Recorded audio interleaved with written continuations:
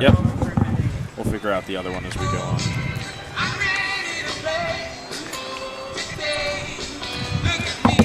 Welcome, folks at home or wherever you may be watching. I'm Nick Zuppi alongside Dan Shalom, and the Saugerties Stallions are on the road here against the Glens Falls Dragons. The Stallions are winners of 4 in a row. They've scored double-digit runs in all 4 of those games, but they're playing a struggling Glens Falls Dragons team who is sitting in 7th place in the PGCBL East at 5-10, 6.5 games back of Amsterdam. Nick, and I think the one thing we can't ignore here on this afternoon is the straight-up heat. It's 100 degrees up here in Glens Falls right now, and is probably more real field temperature.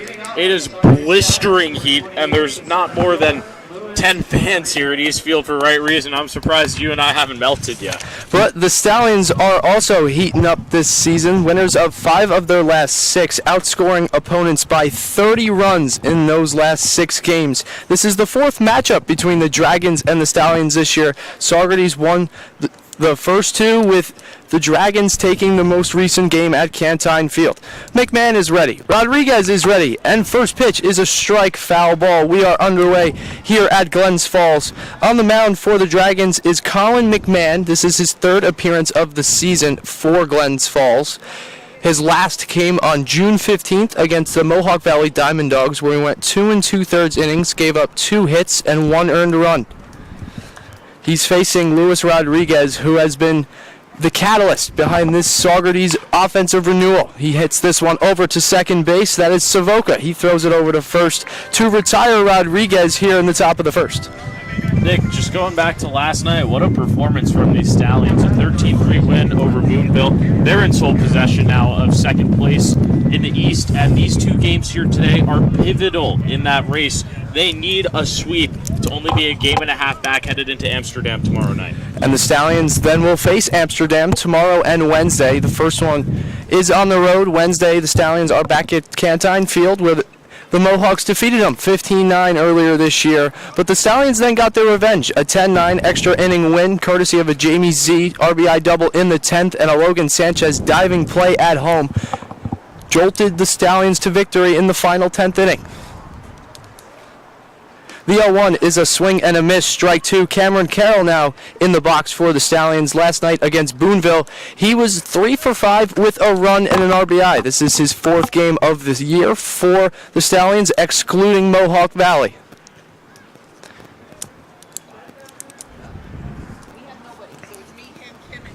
The 0-2 pitch is upstairs for ball 1.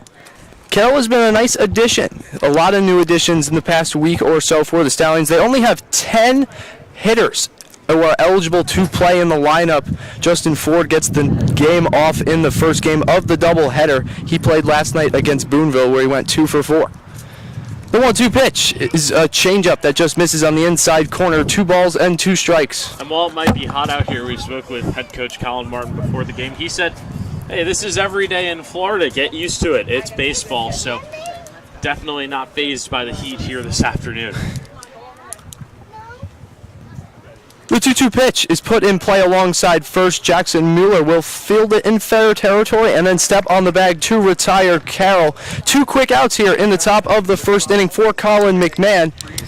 On the year, he made 1 other appearance. He threw 1 inning of work where he gave up 2 unearned runs and had 2 strikeouts. That in the season opener for Glens Falls against these very Stallions. Reese Maroney now in the box for the Stallions. Back-to-back groundouts to start this game to the right side. And this is a Stallions top 3 that went 9 for 9 in their first 3 at-bats last night. Hitters 2 through 5 in the Saugerties lineup drove in 12 of the 13 runs, with Rodriguez knocking the other run in as the leadoff spot. Maroney takes strike 1, and this is another guy, Dan, who's a newer addition to the Stallions, and all he's done is hit. Maroney takes a ball upstairs. 1 ball and 1 strike. Last night against the Lumberjacks, 3 for 4, 2 runs, 2 RBIs, and 2 walks. He's 7 for his first 11 in the summer of 2025. Makes sense. Was a .358 hitter at Rhode Island this past season, doing the same here in Saugerties. Maroney lines this one foul. 1 ball and 2 strikes. McMahon 1 strike away from sending the Stallions down 1-2-3 to start things off. Remember, this is game one of a doubleheader, so it will be a 7-inning game. Mercy rule is if a team is leading by 12 after 5 innings. So if you get length from your starter, it certainly bodes well for game two. The 1-2 pitch. Maroney flies this one foul right behind home plate, so we'll do it again. 1 ball and 2 strikes with 2 outs here in the top of the first inning. We'll talk about it more as the game goes along, but the Stallions really need their pitchers to go long. They're playing 4 games over the next 3 days, so really trying to conserve some arms. And length has been a strong suit for the Stallions pitching staff. Derek Constance goes 5 innings against the Outlaws. Franklin goes 5 innings against Mohawk Valley.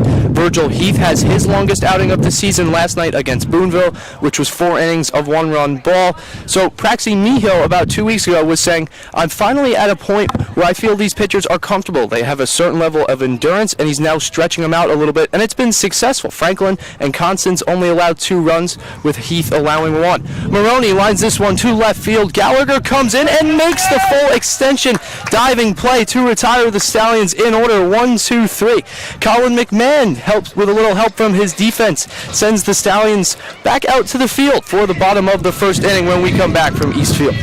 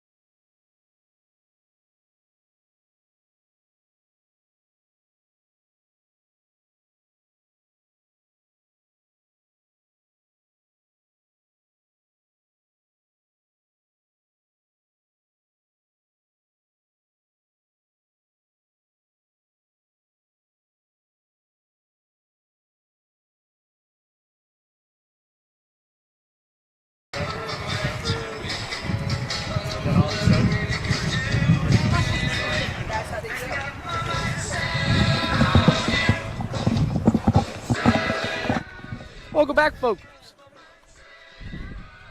Welcome back. Nick Zuppi alongside Dan Challen. Bottom of the first inning. Stallions in the top half went 1-2-3. Rodriguez hit a ground ball, so as did Carroll, and Maroney was robbed of an extra base hit when the left fielder Gallagher made a nice diving play. On the mound for the Stallions is the big right-hander Charles Batista, standing 6'4", 220, just completed his freshman year at Rutgers.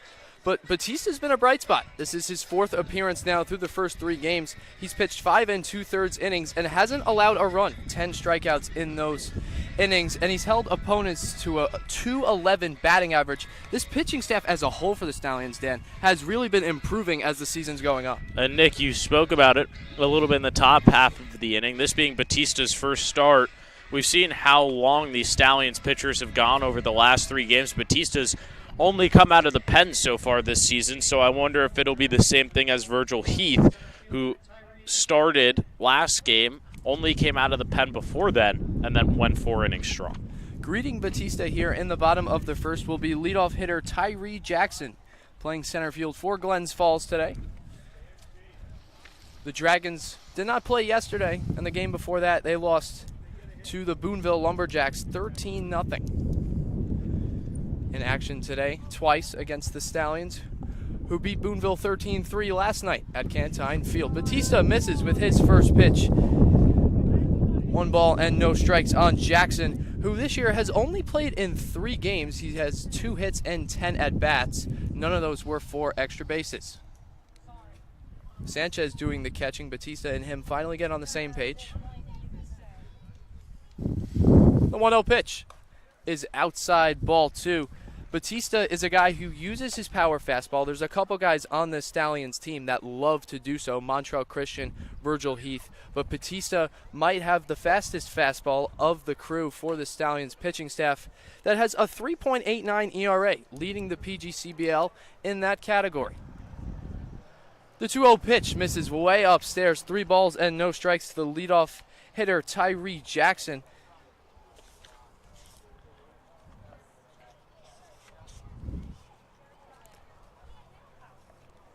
Last night, walks were not an issue for Stallions pitching, only 5 across 8 innings of play. The 9th inning, there was no play because the Stallions mercied the Lumberjacks 13-3, using a 5-run 8th to ultimately send the fans home early.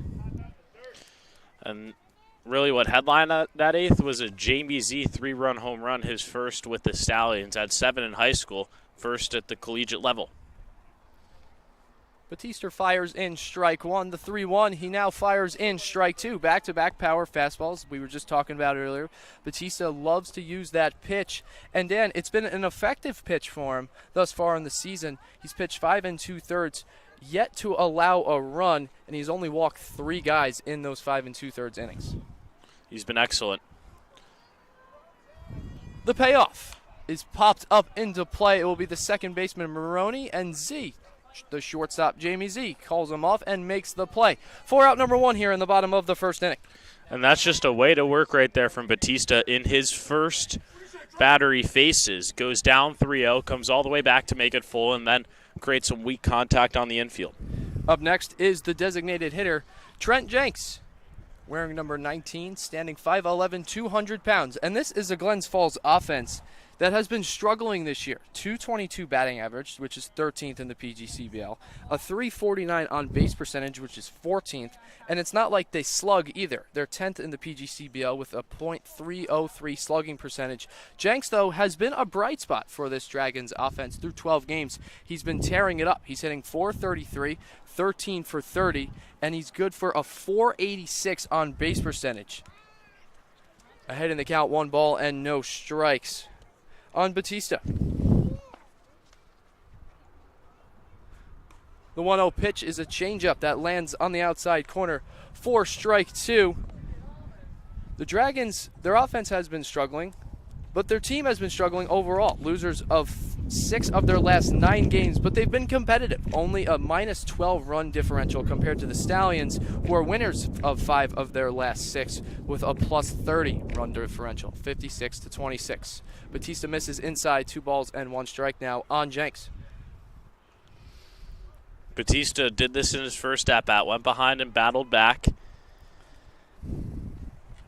Interested to see here what he goes with in a 2-1 count, and imperative that he puts up a 0 here in the bottom of the first. This is a Dragons team that loves to hang around all game long, and you don't want to give them anything early. The 2-1 pitch is a swing and a miss, strike 2. Jenks was completely fooled by the breaking ball now, 2 balls and 2 strikes. But the Stallions team, they're great at home, 5-2 at Cantine Field, but they're playing 500 ball on the road. They're 3-3. They lost to Mohawk Valley on a walk-off 5-4. They also beat the Mohawks 10-9 up at Shuttleworth Park. So they're playing competitive baseball. The 2-2 pitch is a breaking ball on the outside corner, strike 3. Batista strikes out Jenks, looking for out number 2 here in the bottom of the first. Batista working from behind in both of his at-bats so far has done a really nice job of not panicking and leaving something hanging. He stayed focused despite being behind and now has 2 outs on the board. Now bringing up a guy for the Dragons, Aiden Gallagher, who actually made a sparkling play in the top half. A diving full extension dive in left field to rob Reese Maroney of what would have been extra bases. But Gallagher, he's been spectacular in the box as well. He's played in 9 games for the Dragons, hitting .350, which is 7 hits for his first 20 at-bats. But he also has a .536 on base percentage, which is he is the team leader in that category. Heading the count, 0-1. Batista winds and fires. Changeup in there. 1 ball and 1 strike. Stallions pitching staff as a whole, they allow 4.9 runs per game compared to the offense for Saugerties that scores 8.4 runs per game. So they're getting great pitching, and along with the potent offense that Dan really broke out of a funk during a 5-game stretch about a week ago now. The 1-1 pitch is a fastball on the outside corner. 1 ball and 2 strikes. Batista is 1 strike away from retiring the Dragons. 1-2-3, just like Colin McMahon did in the top half.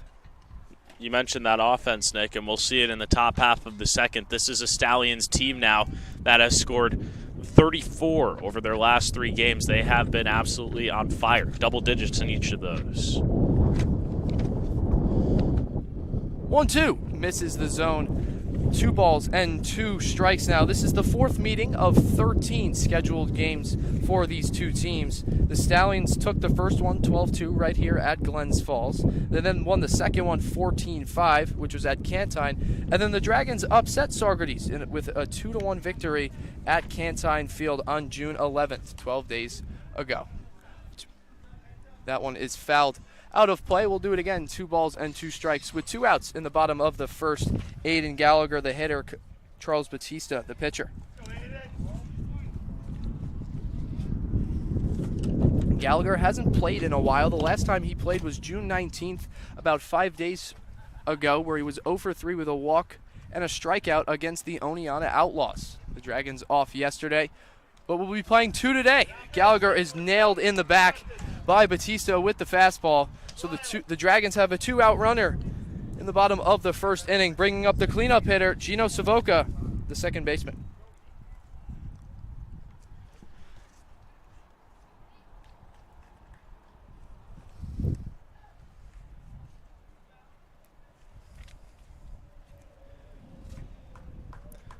Gallagher holding his back at first. We hope he's okay. Injuries are a part of the game, but no one likes to see them. Batista allowing him a second to catch his breath after plunking him in the back. First base runner of the Dragons. First base runner for either team is a hit by pitch here in the bottom of the first. Gino Savoca now steps in to the dish, where he's played in each game that these two teams have played. The first one he was 0 for 2 with a walk. The second one he was 1 for 3 with an RBI. And the most recent win for the Dragons against the Stallions, he was 1 for 4 with a run scored and a strikeout. Head in the count 1-0 as Batista misses the zone.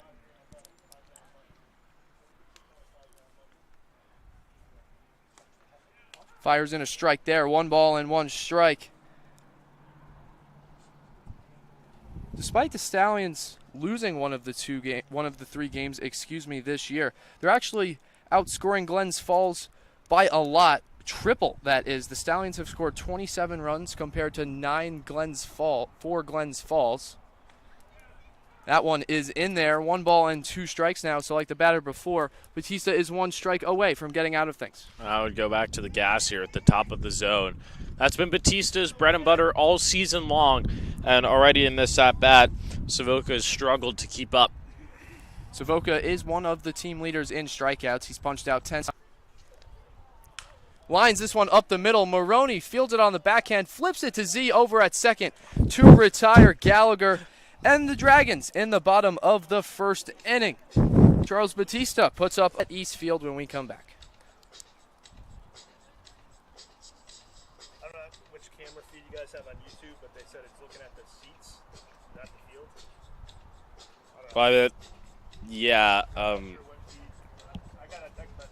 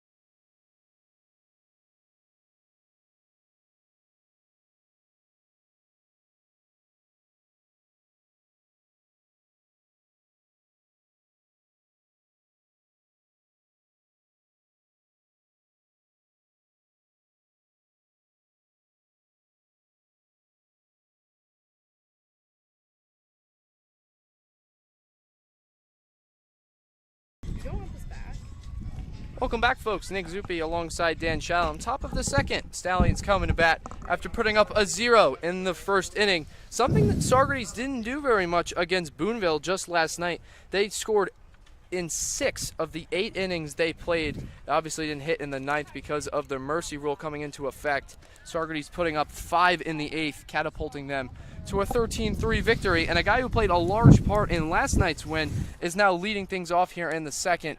Travis Hobbins-Siefkin facing Colin McMahon here in the top of the second. Hobbin-Siefken takes upstairs. 1 ball and no strikes. Last night against Boonville, he was our player of the game. He went 3 for 4, scored 3 runs, stole 2 bases, had a RBI and a walk. Busy day at the dish for Hobbin-Siefken last night. Lines this one foul now. 1 ball and 1 strikes. Hobbin-Siefken has been one of the most consistent hitters in this Stallions lineup. He's played in all 13 games, 14 if you include Mohawk Valley. And he hasn't just played, he's excelled. He's hit .396, 16 for 41, and he's second on the team in on-base percentage at .509.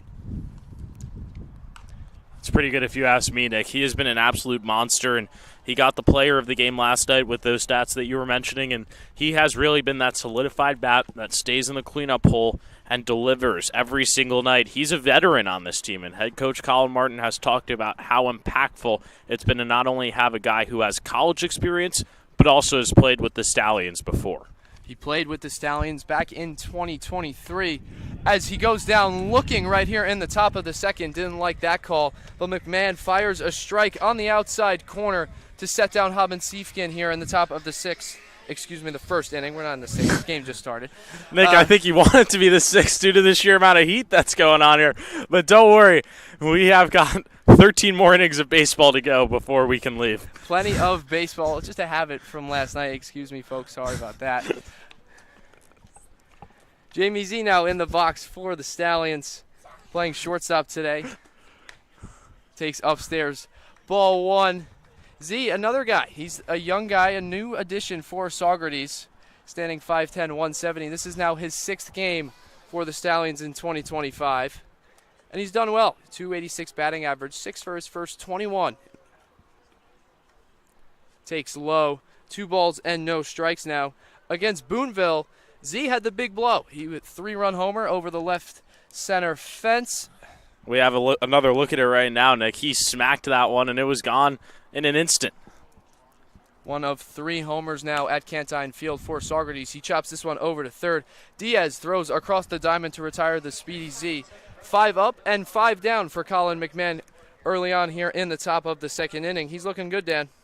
He's looking very good, and I don't think we've seen these Stallions go down with their first 5 unless you draw all the way back to that Mohawk Valley game, which didn't end up finishing. And this is just looking like a different offense than last night, where they scored in the first and then really in every single inning except for one after that. They scored in 6 of the 8 innings last night, but this is a Stallions team that comes into this game on fire. They're hitting .358 in their last 4.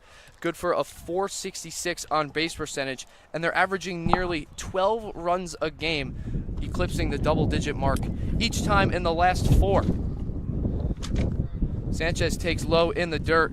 Ball 1, but Logan Sanchez, this is another guy in the Stallions lineup who keeps slowly climbing up the batting order. In the early parts of the year, he was hitting 8th, 7th. Now he's all the way up to 6th. For right reason, he's been absolutely on fire through his first 8 games. He's hitting .345, 5-4.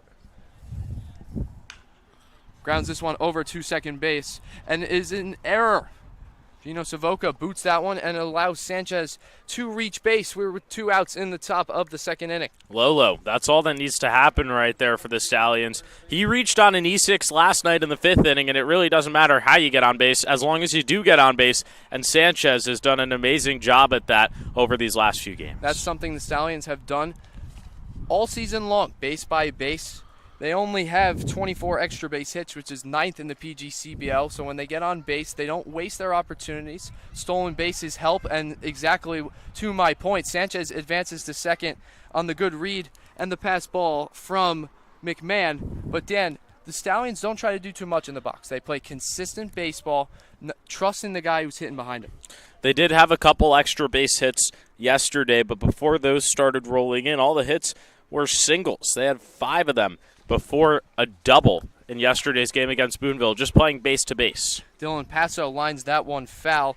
And going back to the Oneonta game 2 days prior, they knocked 11 hits, and only one of them was for extra bases. Reese Maroney had a 2-bagger back in the 4th.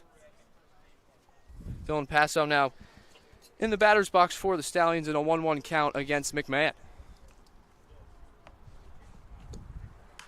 Flies this one out to center field. On the run is Jackson, heading over to left center field. He will make the two-handed running play to retire the Stallions here in the top of the second. They get a two-out base runner, Logan Sanchez, but he is stranded at second base. We're going to the bottom half from East Field when we come back.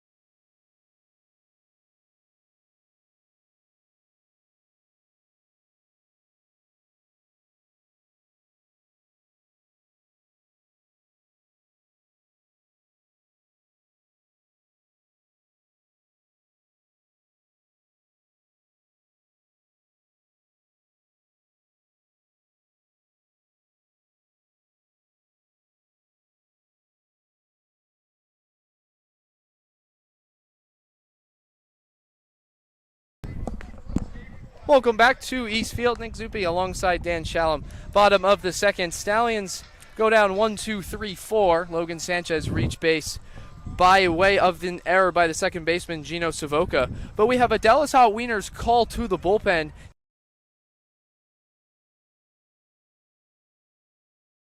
Through only the first inning of the game, he didn't allow a hit.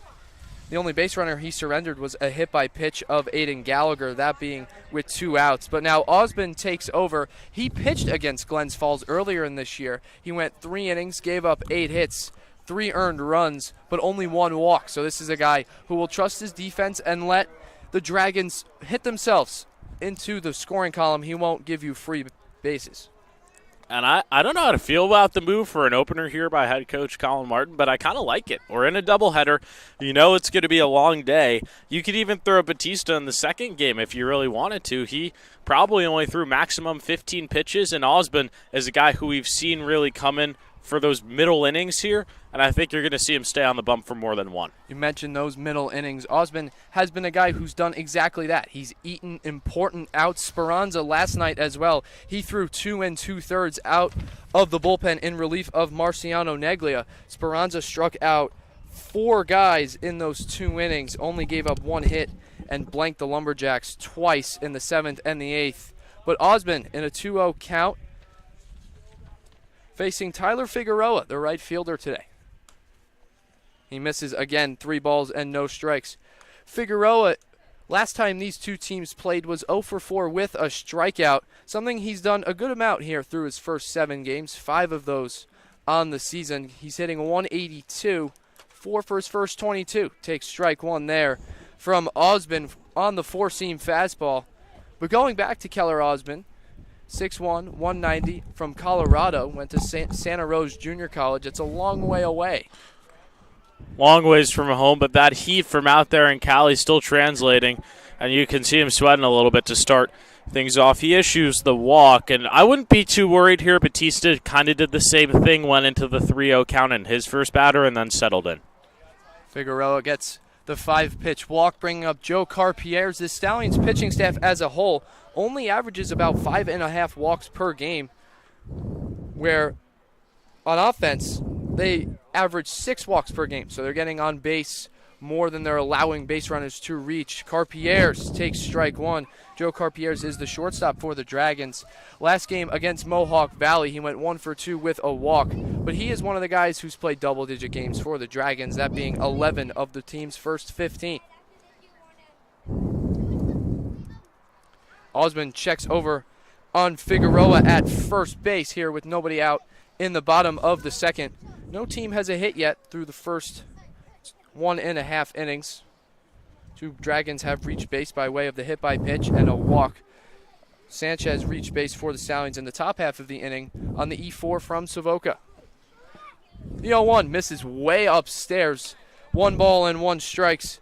Carpierre's last time these two teams played at Cantine Field, he was 2 for 4. One of the big reasons why the Dragons came away with a 2-1 victory at Cantine.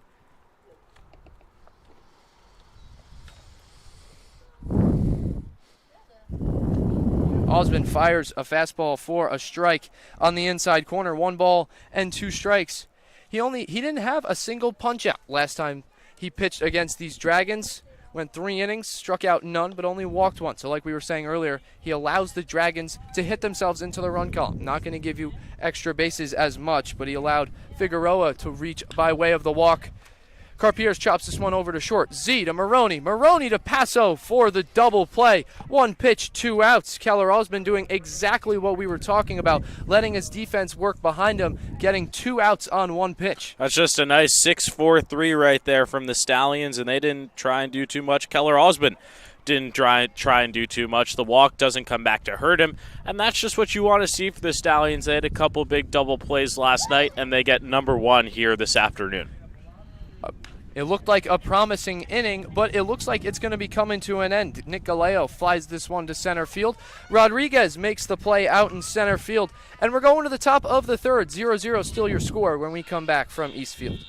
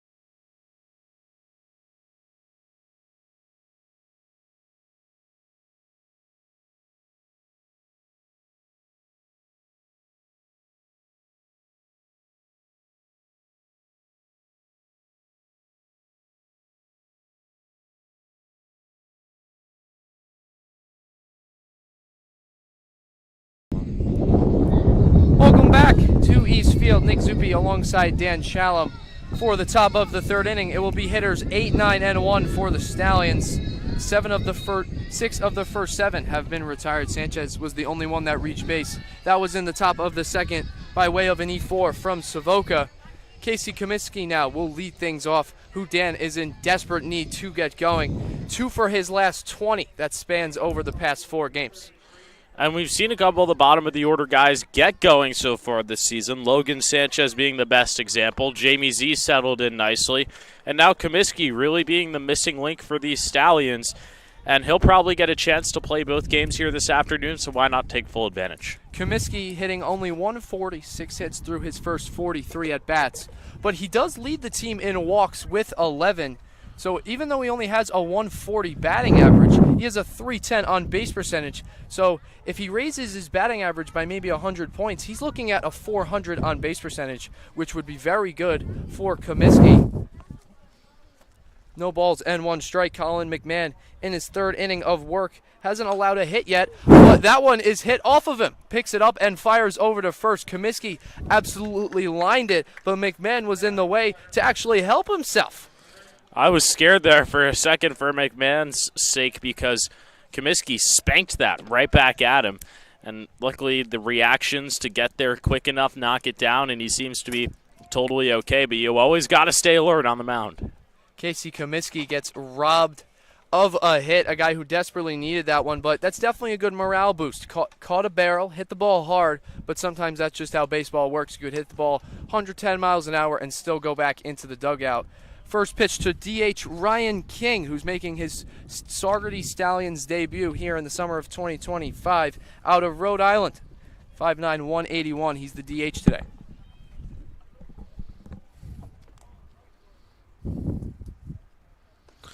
We talked to Colin Martin about this yesterday. The depth is a problem right now for this team. Yesterday against Boonville, they only had 9 outfield players, but now they get some reinforcements here with King in the lineup, and he is a guy who batted very well this season in his limited reps, 375 over 15 games.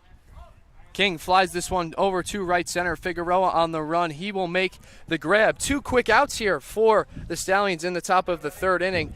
But top of the order, rolling around Luis Rodriguez now, stepping into the batter's box, who actually just won PGCBL Offensive Player of the Week. Rodriguez had a span where he was 8 for 8, 6 for 6 up at Amsterdam, and then 2 for 2 at Mohawk Valley. Rodriguez has been dominant. He leads the PGCBL in stolen bases as well, with 20 if you include Mohawk Valley. He's been the Stallion star, Nick, and he just committed to St. John's, was great over at Marist this past season. He is really the identity of the team. He is why they lead this league in stolen bases. Rodriguez started 48 of his 49 games that he played in for the Red Foxes of Marist this past spring, where he hit .305 and had 10 extra base hits to go along with it, 57 hits and 187 at-bats. Rodriguez is a guy who's led off every single game of the summer for the Stallions here in 2025, but he can also hit 1 through 5. He hit 5th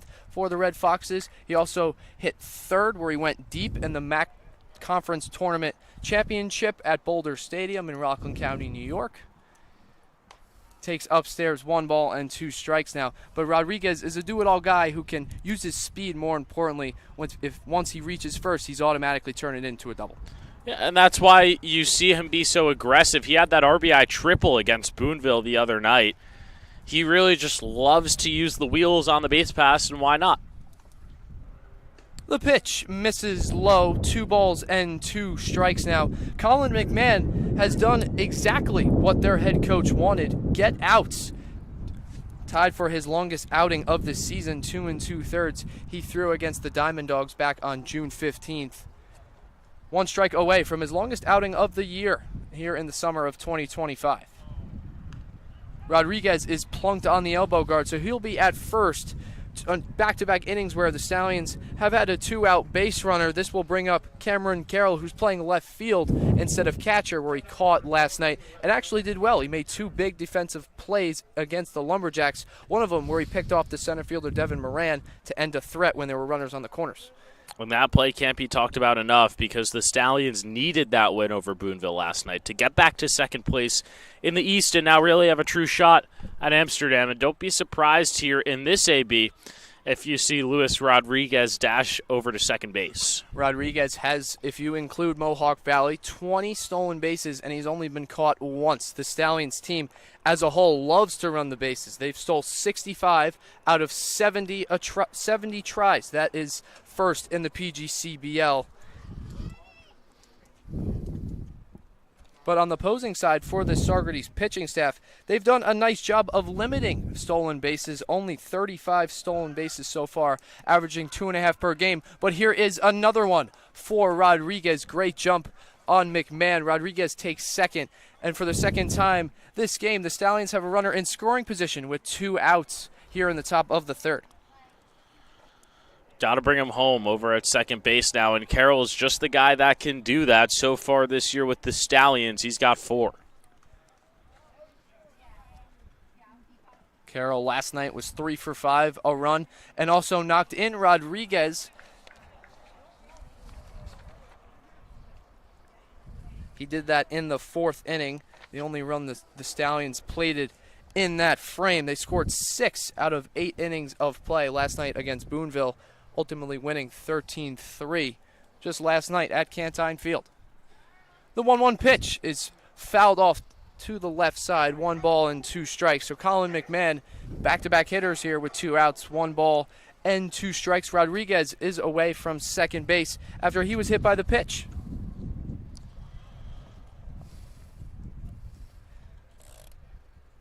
Leaving runners on base has been a theme for these two teams in their 3 matchups. The Stallions left 31 guys on base. Glens Falls 29, just about 10 guys a game.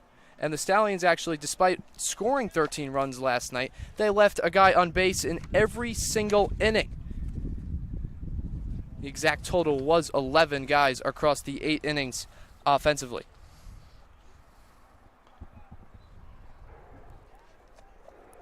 The 2-2 pitch is lined over to right field, but it is right at the right fielder Figueroa to retire Cameron Carroll here in the top of the third inning. We're going to the bottom half. Keller Osmond coming out for his second inning of work when we come back from Eastfield.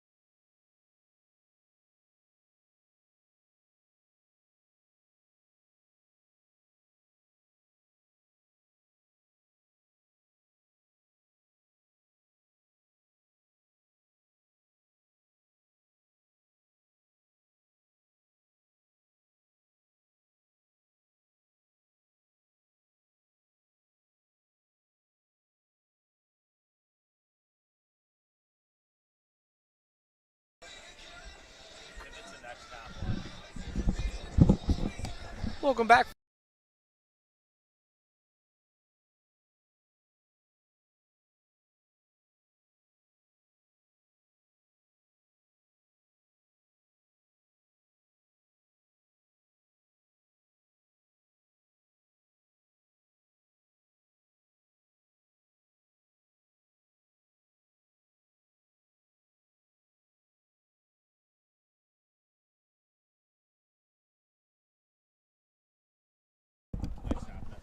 Welcome back to Eastfield. Nick Zuppi alongside Dan Shalom.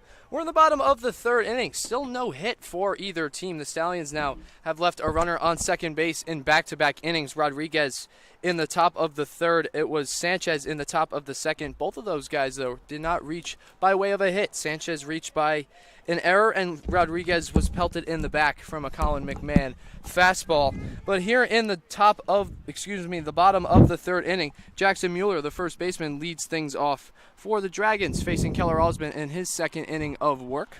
Osmond is in relief of Charles Batista, who in his lone inning thus far, he was scoreless, didn't allow a hit. He struck out Jenks looking. Other than that, it was a pretty easy inning for Batista. Osmond fires upstairs and misses. 2 balls and a 1 strike.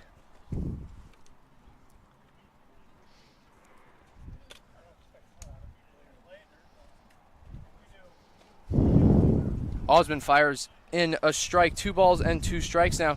Jackson Mueller thus far is another guy in this Dragons lineup who looks to get things going. He's hitting 192 through his first 9 games as a Dragon, 5 hits and 26 at-bats. Also has a .222 on-base percentage. Count is now full.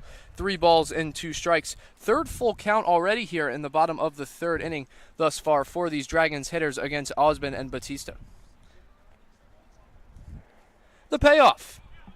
In there, strike 3. Mueller does not agree with it, but he doesn't have to because it is strike 3. Keller Osmond picks up his first strikeout of the game. Second strikeout for Stallions pitchers brings up the number 9 hitter, Joe Haynes, who is the catcher in this one. Nick, this game is giving me an awfully similar feeling to when the Stallions visited Mohawk Valley. This just seems like a pitcher's duel. It's super hot outside, but neither team's bats seem to be going right now through 3. Osmond fires in strike 1. We don't have a hit yet. Stallions in the first 3. Only 2 base runners. Sanchez reached by way of an error. Rodriguez was hit by a pitch against Colin McMahon, but he's yet to strike out a Stallion. 2 now.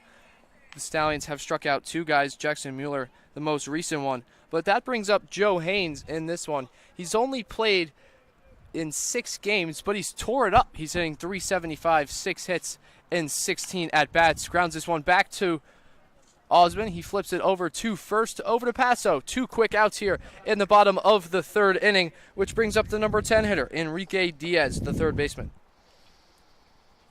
And Diaz 0 for 3 in his last game, but in his last one against Saugerties, 2 for 4 with an RBI. So he's been a guy who's also up and down, and there's a reason why he's in the bottom of the order. Swings and misses for strike 1 on the breaking ball that he actually went fishing for.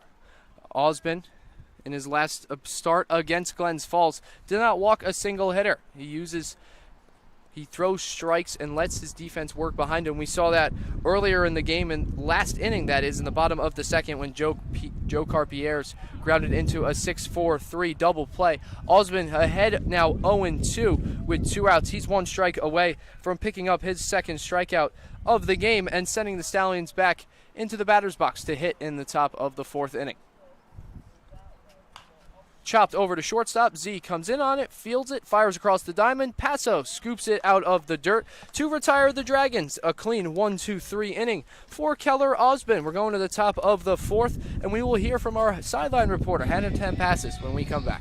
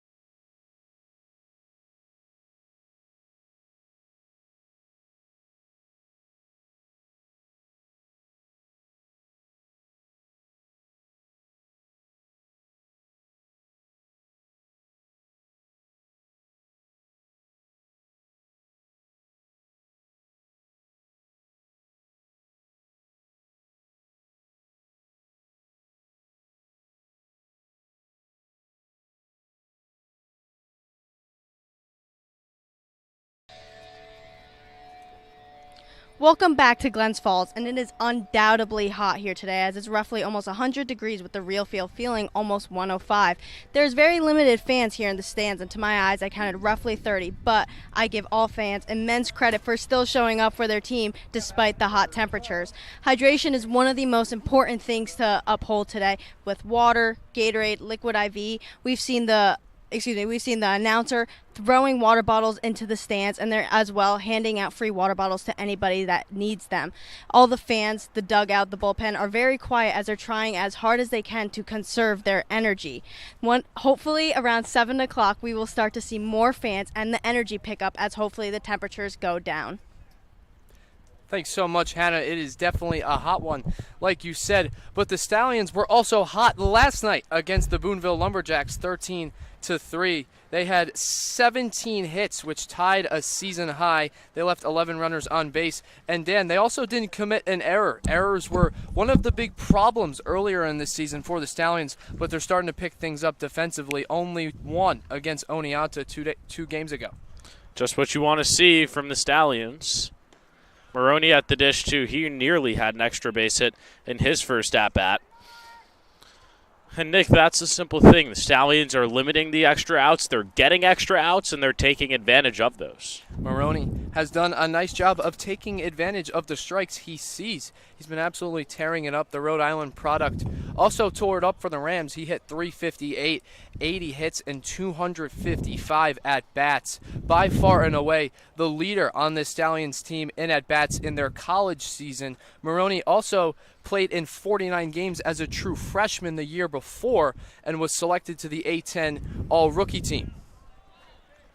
McMahon just misses on Maroney. 3 balls and 2 strikes here to start the top of the 4th. And still not a hit in this ball game from either side. Not something you would expect here on an 100-degree day afternoon. And either team has yet to have the leadoff runner reach base. Maroney in a 3-ball, 2-strike count against McMahon. He lines this one to center field. It is right at the center fielder, Tyree Jackson, for out number 1 here in the top of the 4th. And like we just said, the Stallions have not had the leadoff runner on in each inning, something they did a lot last night against Boonville. They did it over and over and over again. Really, starting for them from that 4th inning on, they had it in 3 straight innings, and that's when they blew the game wide open, and within those plated 5 runs.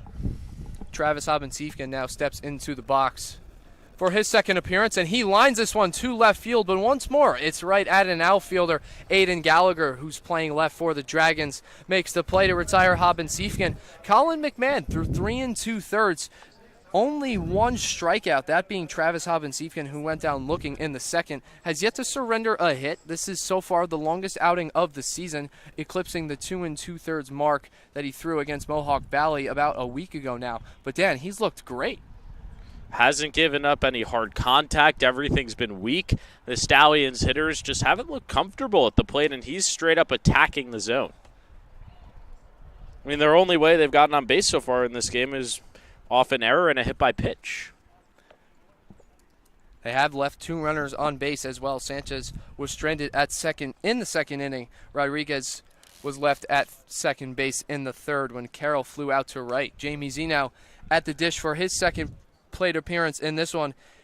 He grounded out to third base in the second inning after Hobbins-Siefken struck out, and then Sanchez reached by way of an error, and then ultimately Paso ended the threat when he flew out to center field. The 2-0 is lined to left field. Is it fair or foul? It is a foul ball. Jamie Z with a home run foul. Something he did so last night. He hit a home run fair, that is, a 3-run shot in the 8th inning against the Lumberjacks. So Z is showing off power where, if you're head coach Colin Martin, this is something you've been wanting to see out of the rising freshman to Notre Dame. He talked about it last night. He said he was actually giving Jamie Z some chirps in the dugout before last night's game about how he hasn't been powering the ball, but that one that was hit foul probably had an extra 15, 20 feet on it, and that time gets the first base hit of the game. Another liner from Z. He had 16 extra base hits this past spring for Bergen Catholic High School. Picks up his first hit of the game, picks up the first hit of the game for either team, bringing up Logan Sanchez here in the top of the 4th inning. And sometimes if you're an offense, you just need to see one get down, and now the Stallions are going to try and roll off of Z's power right there, and he took one deep, just went foul. Doesn't oversimplify things and just shoots it into right field. Sanchez hits a 2-hopper over to shortstop. That is Carpieres, who flips it over to Zavoca for the fielder's choice. That will end things here in the top of the 4th inning. We're going to the bottom half. 0-0 from East Field when we come back.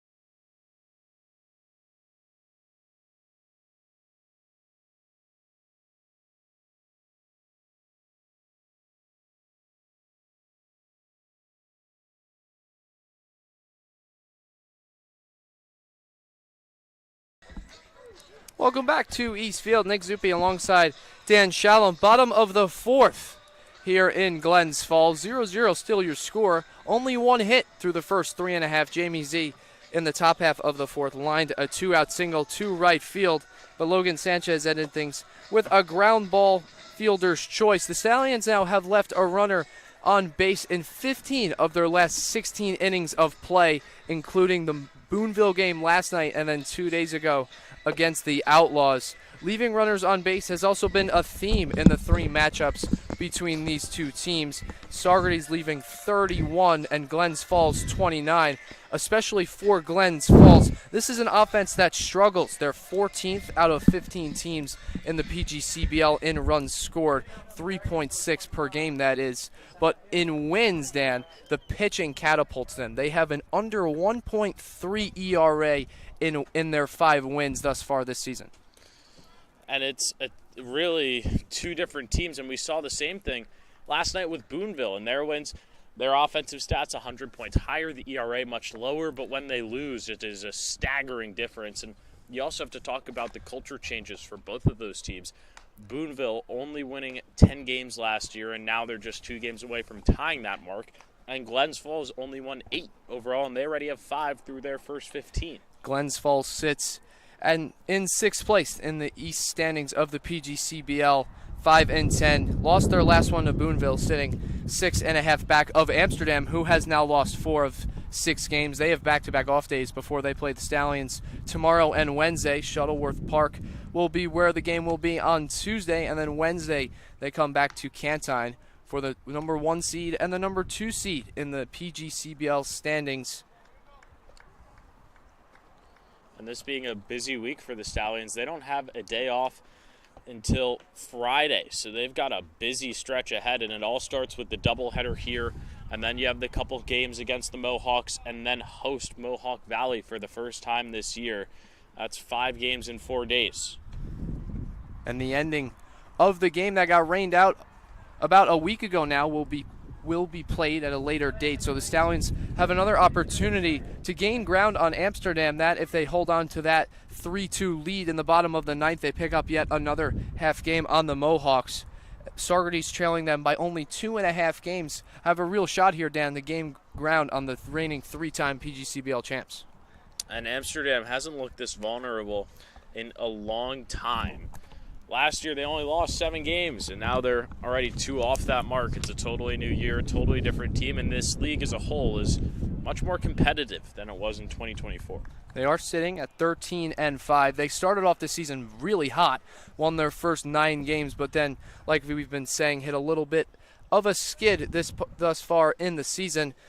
Tyree Jackson is on first base after he just walked, bringing up Trent Jenks, who is the designated hitter, and he is now hit by the pitch. Keller Osmond in his 3rd inning out of the bullpen gets himself into a jam. Runners on first and second with nobody out here in the bottom of the 4th. And the interesting thing in this game is that all of the Glens Falls runners on base have reached by way of the walk. There's been no hits so far for this team, so for the Stallions, it's been all self-inflicted wounds. And no errors from the Stallions defense as well. So it all goes back to pitching and throwing strikes. A team that does throw a lot of strikes. They only average 5 walks per game, 73 through the first 13 games for Saugerties. As Jenks gets the sliding glove from his first base coach.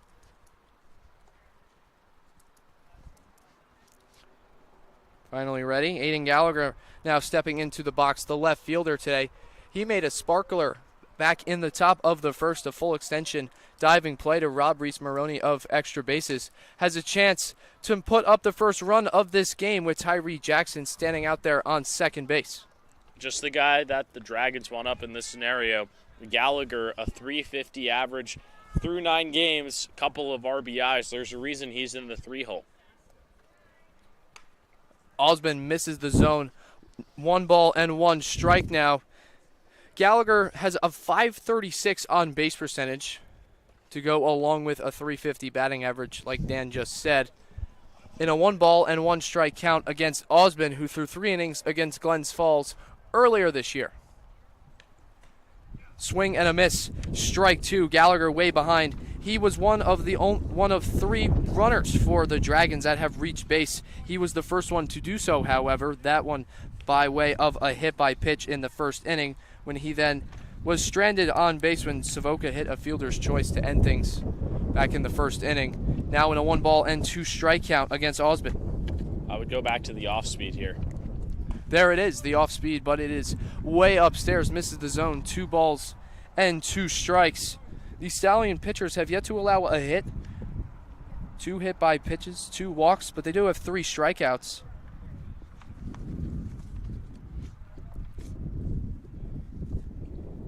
Long hold by Osmond. The slide steps and fires in there. Strike 3.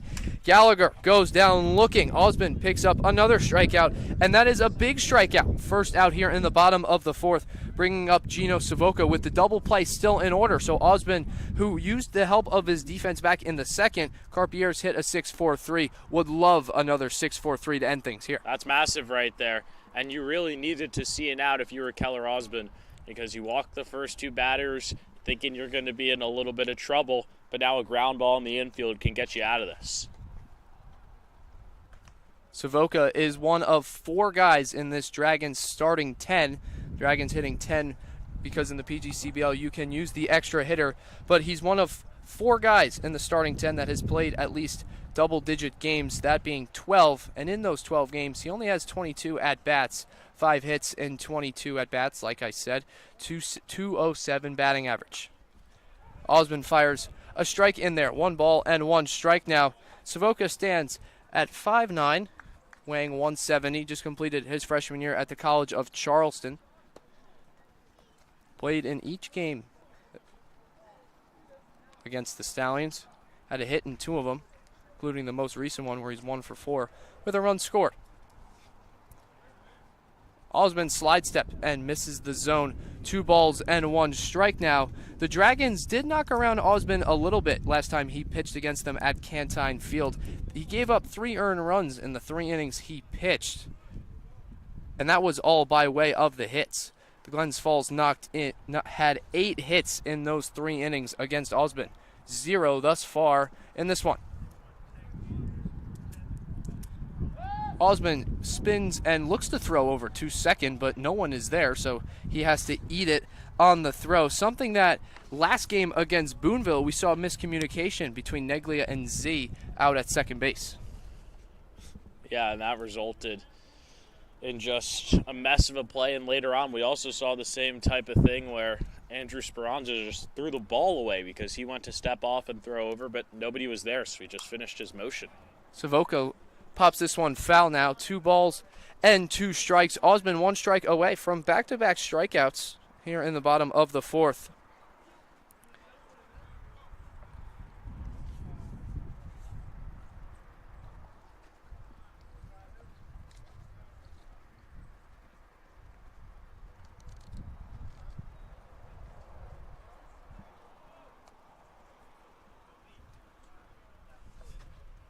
The 2-1 is outside.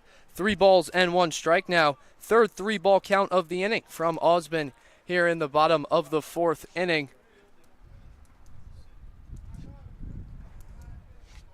Savoca ahead 3-1, hit a fielder's choice back in the 1st inning that actually ended things after Gallagher was hit by the pitch. The 3-1 is a swing and a miss. Strike 2. Count goes back to full.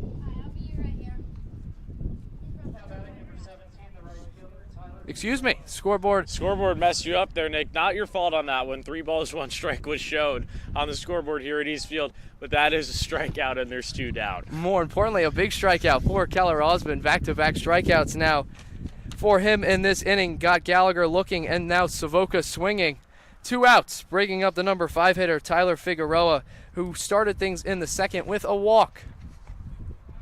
And Osmond now really finding his confidence here in the 4th. A couple of walks to start things off, but now back-to-back strikeouts, and you can see him starting to hammer the zone. He's going after these Dragons hitters.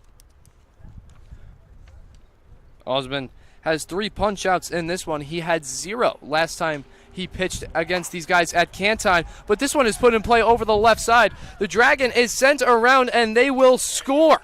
1-0 Glens Falls here in the bottom of the 4th inning. Tyler Figueroa knocks in Tyree Jackson. 1-0 Glens Falls over the Saugerties Stallions. That was unfortunate there because our camera, interesting setup that we have on the road when we're away from Cantine Field. We're on the concourse here at Glens Falls, and intermittently the camera wants to cut out. But in essence there, just 1 shot through the hole on the left base side, or on the 3rd base side. Left base side's not a thing. And then just the throw from Carroll, not there in time, and 1-0 Dragons. Tyler Figueroa does the job. First run of this one comes in the bottom of the 4th, courtesy of Tyler Figueroa. That is only his 3rd RBI this season. Now Joe Carpierre steps into the box, who is playing shortstop. He hit into a 6-4-3 double play back in the 2nd inning. Trent Jenks is on second. He was hit by a pitch. Tyler Figueroa stands at first after giving the Dragons a 1-0 lead. Osmond fires in a strike for strike 1. And it's not even been the fact that Osmond is getting hit around like he was last time he faced the Dragons, where they had 8 base knocks. It's simply been walks, and the leadoff walk to Tyler Jackson has just come around to bite him. Set at the belt. The 1-2 pitch is lined foul down the right field line. We'll do it again. 1 ball, 2 strikes, 2 outs here in the bottom of the 4th. 1-0 Glens Falls in a hot summer day. Feels like 108. Hannah Tampassis, our sideline reporter, did a hit on the weather. Dan, I'm sweating standing here, man. I think we might need to try some ice cream here at Eastfield soon enough. I heard that they have the helmets with where you put the ice cream in it, so that could be interesting a little bit later on. Swing and a miss. Strike 3. Osman picks up his 4th strikeout, but the Dragons pick up their first run here in the bottom of the 4th. We're going to the top of the 5th. Stallions coming to bat with 7, 8, 9 in their order when we come back from Eastfield.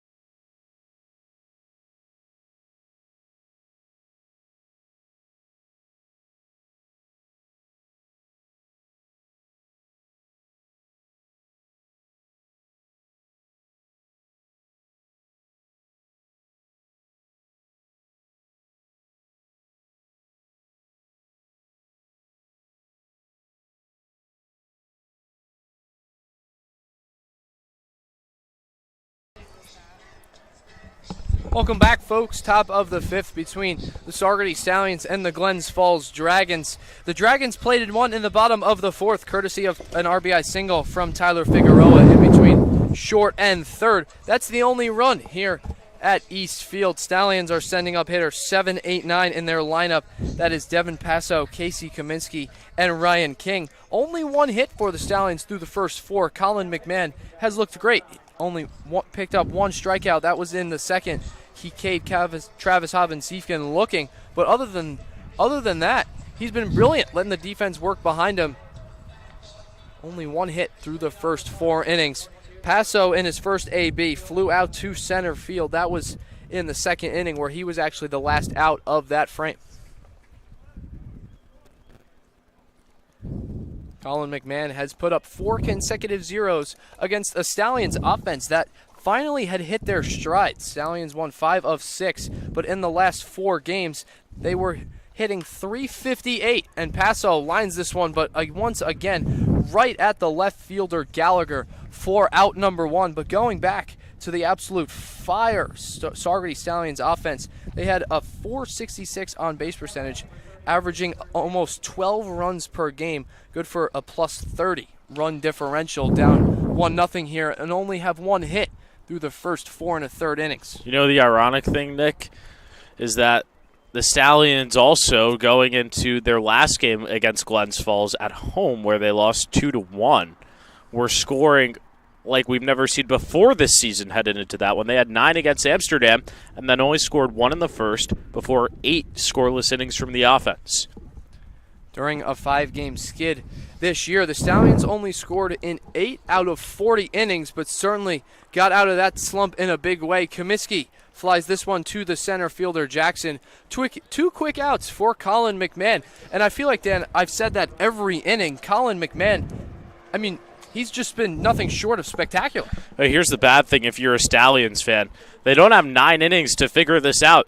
After this 5th, they've only got 6 outs left to score a run. So the clock's ticking on this offense. This game as a whole is flying by. First pitch has been almost exactly an hour ago, and we're already in the top of the 5th. Stepping into the batter's box, the number 9 hitter, Ryan King, the designated hitter who can also catch. Looks like he will be the catcher behind the dish in Game 2, giving Cameron Carroll the day off after catching against Boonville last night.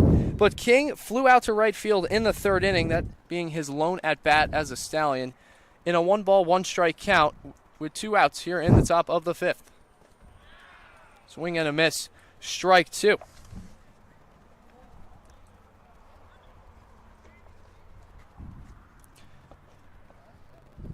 King is now the 2nd Rhode Island player on the Stallions team. He lines this one over the second baseman Savoca's head for a base hit. King had 9 hits and 24 at-bats for Rhode Island this past spring. Picks up his first as a Stallion with a base hit to right field and 2 outs. Back-to-back 2-out singles now for the Stallions, and they really need some offense here. You got Luis Rodriguez at the dish. Wouldn't be surprised if you put King in motion here to try and give Rodriguez an RBI opportunity. Rodriguez coming into this one was 12 for 21. That one from McMahon sails way over the catcher, Haynes. So now 3 consecutive innings where the Stallions have a runner on second base with 2 outs. They've left a runner standing there in each of the past 3 innings. Something that has been pretty common for the Stallions offense as a whole this season. Specifically against Glens Falls, they left 31 runners on base in the 3 meetings thus far. The 1-0 pitch is in the dirt. Ball 2. Nice stop from Haynes from allowing King to reach third. But going back to Rodriguez, he won PGCBL Hitter of the Week. He's 12 for his last 22 now after grounding out to second in the first inning. 20 stolen bases. He's hit leadoff in every game, played center field. He also had an outfield assist in the very first game of the year, that being against these very Glens Falls Dragons, actually right here at East Field in a 12-2 win for Saugerties over the Dragons. 3-0 count here to Rodriguez. I would give him the green light here. Why not? Stallions have struggled all day at the dish, and he is, by definition, your best hitter. He is leading the team in average, 20 hits and 48 at-bats, good for a .417 batting average. The 3-0 is a breaking ball in there, strike 1. So McMahon with first base open, didn't want to just lay in a cookie. Gets a strike, 3 balls and 1 strike. But Dan, it sounds like he was listening to you. Rodriguez got a little jumpy there, took a half a step up in the box, wanted to get that fastball and put a crooked number for the Stallions up on the scoreboard. The 3-1. In the dirt, ball 4, and it will get away from the catcher, Haynes. King moves up 90 feet to third base. So now for the first time all game, the Stallions have a base runner at third with 2 outs here in the top of the 5th, bringing up the left fielder, Cameron Carroll, who is 0 for 2 in this one. And here's an interesting thing now, too, that really the Dragons have to monitor. Haynes has to be sharp behind the dish. We've seen now King speedy getting over to third base. Anything that gets by Haynes at the dish, King is going to come home. Rodriguez away from first. Haynes doesn't even come out of his squat, so that's the second stolen base of the game for Rodriguez here in this one. Third of the game for the Stallions as a whole. Runners on second and third for the number 2 hitter in the Saugerties lineup, Cameron Carroll. He hit a ground ball to first in the third and flew out to right. Takes inside for ball 1. Carroll, a guy who likes to hit with runners in scoring position. He's knocked in a Stallion each of the 3 games he's played. That includes Mohawk Valley, where he had a big go-ahead RBI hit in that one.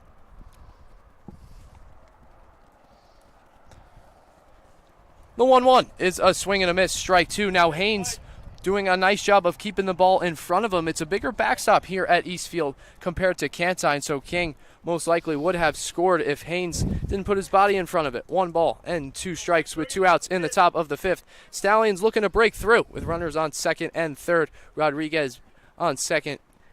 Ryan King at third. Cameron Carroll in the box facing Colin McMahon. The 1-2 pitch misses outside.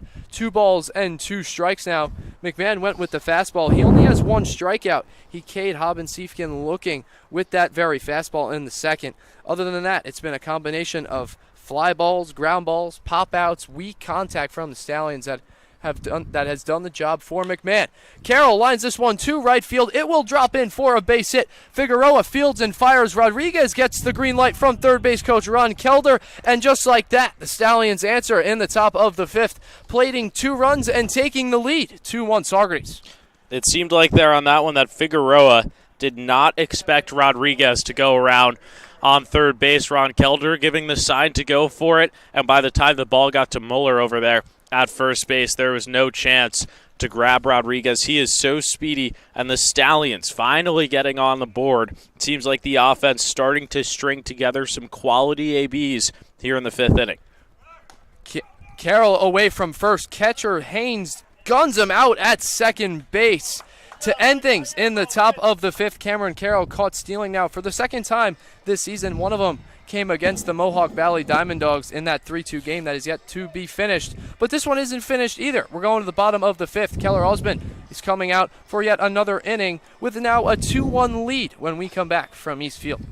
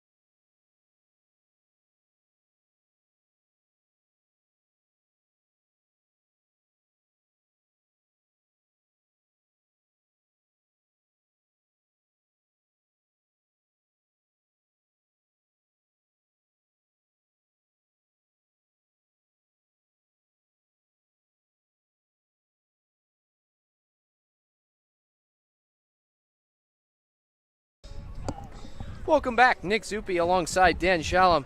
Bottom of the fifth. Stallions take the lead in the top half. 2 runs on 2 hits. All with 2 outs, actually. Ryan King got things started. He singled to right field. Rodriguez reached by way of a walk. Both of the runners advanced into scoring position, and then Cameron Carroll did the job, knocking in both guys. RBIs 4 and 5 this season. Rodriguez, his 23rd run, PGCBL leading 23rd, and Ryan King in his debut crosses home plate for the first time this summer here in 2025. But Keller Osmond is out on the mound for Saugerties here in the bottom of the 5th inning. This is his 4th inning out of the Dallas Hot Wieners bullpen in relief of Charles Batista. He is facing Joe Carpierre, who is already in an 0-2 count.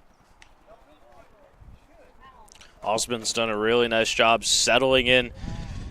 He gave up a run in the last inning, but just a couple of walks. He hasn't given up any hard contact just yet. He's worked effectively on hitters and really hasn't given them anything to hit.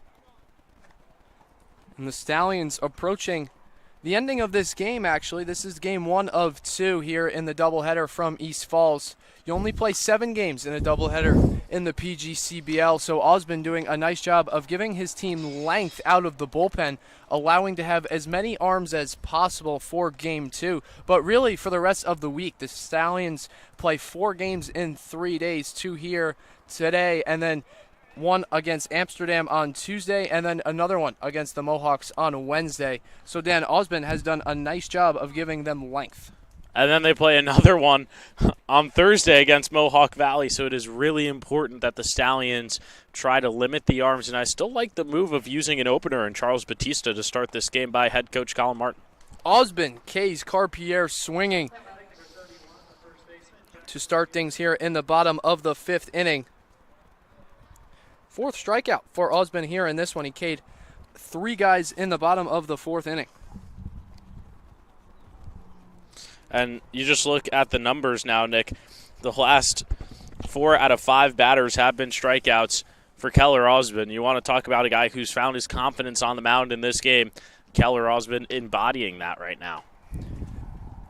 Jackson Mueller, the number 8 hitter in this Dragon lineup, steps in for his 2nd at-bat in this one here in the bottom of the 5th. He went down looking, the first of 4 strikeouts that Osmond picked up ahead in the count, 1 ball and no strikes. Now swings and misses for strike 1. Mueller this year in the PGCBL is played in 9 games, a 192 batting average to go along with a 222 on-base percentage. He lines this one to left field. Going back on it is Carroll at the track, at the wall. It is a 2-bouncer off the wall. Carroll picks it up in left, throws it in, misses the cutoff man. The shortstop Maroney doing a nice job of being the double cut. But nonetheless, it is a 1-out double from Jackson Mueller, who actually doubled against the Stallions at Cantine Field in game 2 of 3 this season between these 2 teams. And Mueller is the tying run in this ball game, and the Dragons have him at second with only 1 down. Perfect time for a hit and run, something of that sort here to try and tie this game back up at 2. Second hit for the game for this Dragons offense, both coming off Osbin in the first inning. Batista allowed one runner, but that was by way of the hit by pitch. He also K'd Trent Jenks for his 1 inning of work, yet to allow a run. That is Charles Batista through 6 2/3. The strikeout of Jenks was his 11th of the season. Charles Batista now one of 2 guys that has not allowed a run in at least 5 innings of work. Greg Bruno, the other for Saugerties. But Osman is in a 2-ball and no strike count against the catcher, Joe Haynes, who hit a screamer right back to him in the 3rd inning.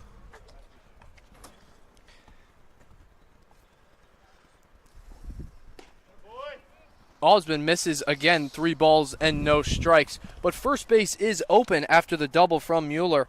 So a walk would not be the worst thing, setting up the double play for the number 10 hitter, Enrique Diaz, the 3rd baseman for Glens Falls. Osman finally fires a strike in there. 3 balls and 1 strike, 1 out here in the bottom of the 5th. Remember, folks, we're only playing 7 here at Eastfield, game 1 of the doubleheader. So Keller Osman in a little bit of a jam in the latter half of this game. Dragons only have 8 outs to take the lead or tie things up and force an 8th inning. And just to clarify, we will have a new link for Game 2, different streams, so this one will come to an end. We'll sign off, and then we'll pick things back up in about half an hour's time at the conclusion of this game on a new stream here on the YouTube. This being Game 4 of 13 scheduled ones between these 2 teams. The payoff is put in play over to 3rd. Comiskey does a nice job coming in on it. Mueller does not advance to 3rd base, but another out here in the bottom of the 5th inning, that being Joe Haynes, who just hit the ground ball to 3rd base. Casey Comiskey does the nice job of retiring him, bringing up Enrique Diaz, the 3rd baseman, who is 0 for 1 here today. And Comiskey, with a really nice read there over there at 3rd base, had the hop, picked it perfectly, and got it to 1st in time. First pitch from Osman, it's inside, ball 1. But something that doesn't go talked about enough is the defensive versatility from this Stallions defense. A lot of guys can play at different positions. Comiskey has played short, 3rd, and 1st. He's also played 2nd, so every position in the infield other than pitcher and catcher. Maroney's played 2nd, short, and 3rd. Same for who's playing short today, Jamie Z. And Nick Crosey did the same thing as those 2 before he ultimately left the team this summer. But these new additions providing defensive versatility for head coach Colin Martin, allowing to give his guys new looks and more reps all around the diamond in summer ball. And that's what it's all about, right, Dan? Exactly, Nick. And Crosey leaving is a big departure for this team, but that just means more reps for the 10 guys on this team right now. And they've shown that there can be a minimum in that dugout, 9 guys or 20.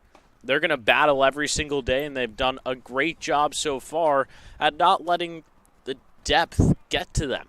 It seems like these guys want to play every day, and head coach Colin Martin has preached this is how baseball should be played every single day, day in, day out, to find your groove. Back-to-back 3-ball, no strike counts from Osman. Fires in a strike on that last pitch. 3-1 now with 2 outs here in the bottom of the 5th inning. Osman, this is his longest outing of the season through 3 innings against Glens Falls last time. Now through 3 2/3 out of the pen. Walks Diaz on 5 pitches. Brings up the top of the order for the Dragons, Tyree Jackson, who came around to score the lone Dragon run, that being in the 4th inning. And we're going to have a mound visit from pitching coach Praxi Mihil of the Saugerties Stallions. And Dan, Osman has done a good job of putting up zeros on the scoreboard, but he's had to work to do so. He's had a lot of walks in this game. That's really been the problem for Osman. It's been nearly all walks and strikeouts, minimal balls in play in this outing so far for him. If you count up the numbers, he's got 4 walks already in this outing and then 5 strikeouts. So it's really been one or the other so far for him. And this is a guy who actually did not do that. In the last time he pitched against Glens Falls, gave up 8 hits, 3 earned runs, but only had 1 walk across 3 innings and actually no strikeouts. So this is his career high as a Stallion here today. 4 Ks through 3 2/3. And a little bit of a jam. Runners on 2nd and 1st after the mound visit. Diaz is on 1st after the 5-pitch walk. Jackson Mueller still on 2nd base after his 1-out double to left field, bringing up Tyree Jackson, the center fielder, takes inside for ball one. He is 0 for 1 in this one. Flew out to center field, popped out to shortstop in the first. In the fourth inning, he came around to score after walking. A lone Dragon run in this one. Lines this one to left field. Going back on it is Carroll, slowing down and camped underneath it. 2 for out number 3. Glens Falls puts up a 0 on offense, and now the Stallions are coming to bat in the top half of the 6th, leading 2-1 from East Field when we come back.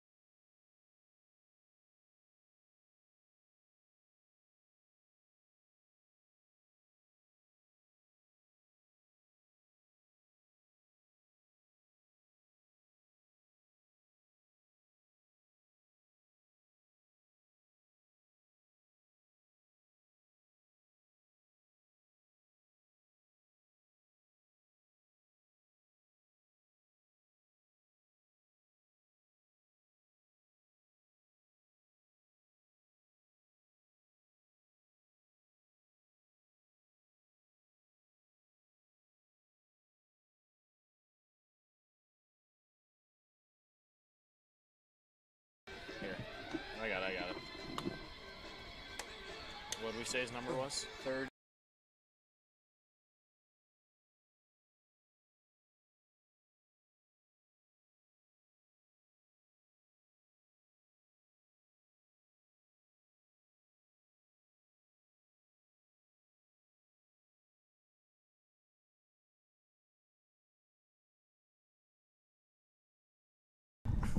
Welcome back to East Field. Nick Zuppi alongside Dan Shalom, top of the 6th between the Stallions and the Dragons. Saugerties leading 2-1. But a Dallas Hot Wiener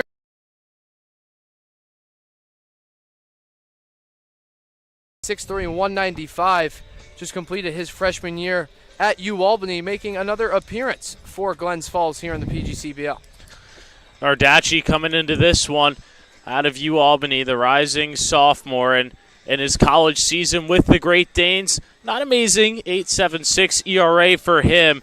Did pitch in a good amount of innings for them, made 15 appearances on the year for them. And so far this season, the Stallions have seen him a couple of times. But, Nick, you got to go back to McMahon on the mound. What a start for him. 5 innings, only 2 earned runs, and those both coming in the 5th. He was magnificent in this game for Glens Falls. And he was 1 pitch away from getting out of things. The Stallions plated both of their runs with 2 outs, was ahead of Rodriguez 1 and 2 before he ultimately worked a walk, and then Cameron Carroll, the swing of the game so far, the 2 RBI single that fell in front of the right fielder Figueroa. But Dan, it's nice to see the Stallions put up multiple runs in an inning, especially since coming into this one, they averaged nearly 12 runs per game. Finally, right? It seemed just like they were in a lull in the first 5, and it was very similar to the game against the Mohawk Valley Diamond Dogs where they didn't score till the 6th, and now it's time to add. They really need some insurance here in this one, given they're only leading by 1. Reese Maroney now in the box for the Stallions. He is 0 for 2 in this one. Flew out to left and was actually robbed of an extra base hit by Aiden Gallagher. Made a nice diving play back in the first inning. And then in the 4th, Maroney flew out to center, 0 for 2 here in this one. Game 1 of 2 at East Field. Maroney lines one foul back to the netting. 1 ball and 1 strike. Second baseman today for Saugerties has had a hit in every single game for the Stallions here in 2025, if you include Mohawk Valley, where he was 2 for 4 with an RBI, but that RBI was the go-ahead swing. Tied 2-2, Maroney knocked in the run to ultimately give the Stallions the lead. Flies this one over to right field. Figueroa makes the nice running play into the right center gap. 1 out now in the top of the 6th inning. The Stallions in this one have yet to have the leadoff runner reach base, something they did so last night against Boonville in 3 straight innings from the 4th to the 7th.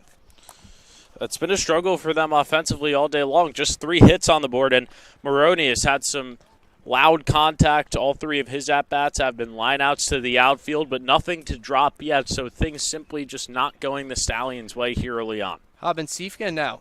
He hits fourth in the Stallions lineup. Takes a fastball on the outside corner for strike one. He is the lone strikeout of the four Saugerties. He went down looking in the second.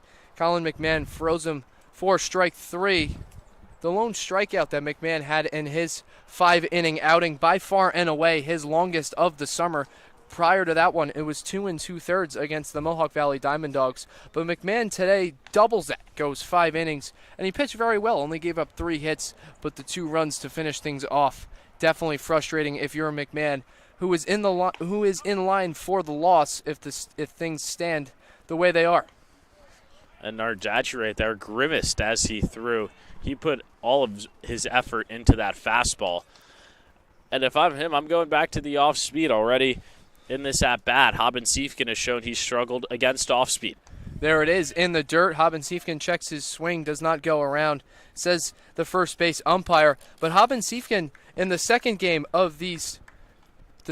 between these two teams, he actually had a big 2-run home run over the left field fence at Cantine Field, where he was also 3 for 4 with 4 runs scored and 2 RBIs. Hobbin-Siefken checks his swing and works a walk. 1 out base runner for the Stallions here in the top of the 6th inning. Hobbin-Siefken now has reached base safely in each of his last 6 games, if you include Mohawk Valley. Jamie Z now in the box for Saugerties. He has 1 of the 3 hits so far, a single to right field with 2 outs in the 4th inning. He then was stranded on base after Sanchez followed with a fielder's choice. But Z actually in his previous at-bat hit a home run foul down the left field line. So he had definitely put good swings on the ball in his last AB. He takes strike 1 there from Nardacci. Z's bat has been coming alive only in his 4th game here for Saugerties, but he is really making an impact so far this season, and the power is what head coach Colin Martin has been waiting to see. We finally caught a glimpse of it last night with that 3-run home run he had in the 8th, and just a guy that can really give a spark plug near the bottom of this order. And it was a bomb. It wasn't like the Stallions were playing at Shuttleworth where it feels like it's 270 down the line as Hobbin-Siefken trying to time Nardacci got a little bit of a head start. He steps off to put him back to first. But Z clobbered that one last night against Boonville, clearing the 380 mark in left center at Cantine Field for his first collegiate home run since he's a rising freshman to Notre Dame next year.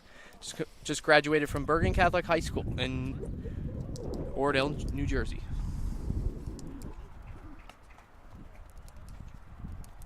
Hobbin-Siefken away from first. Haynes fires down, and Hobbin-Siefken dives in there safely. 4th stolen base in this one for the Stallions. Hobbin-Siefken definitely one of the team leaders in that category coming into this one.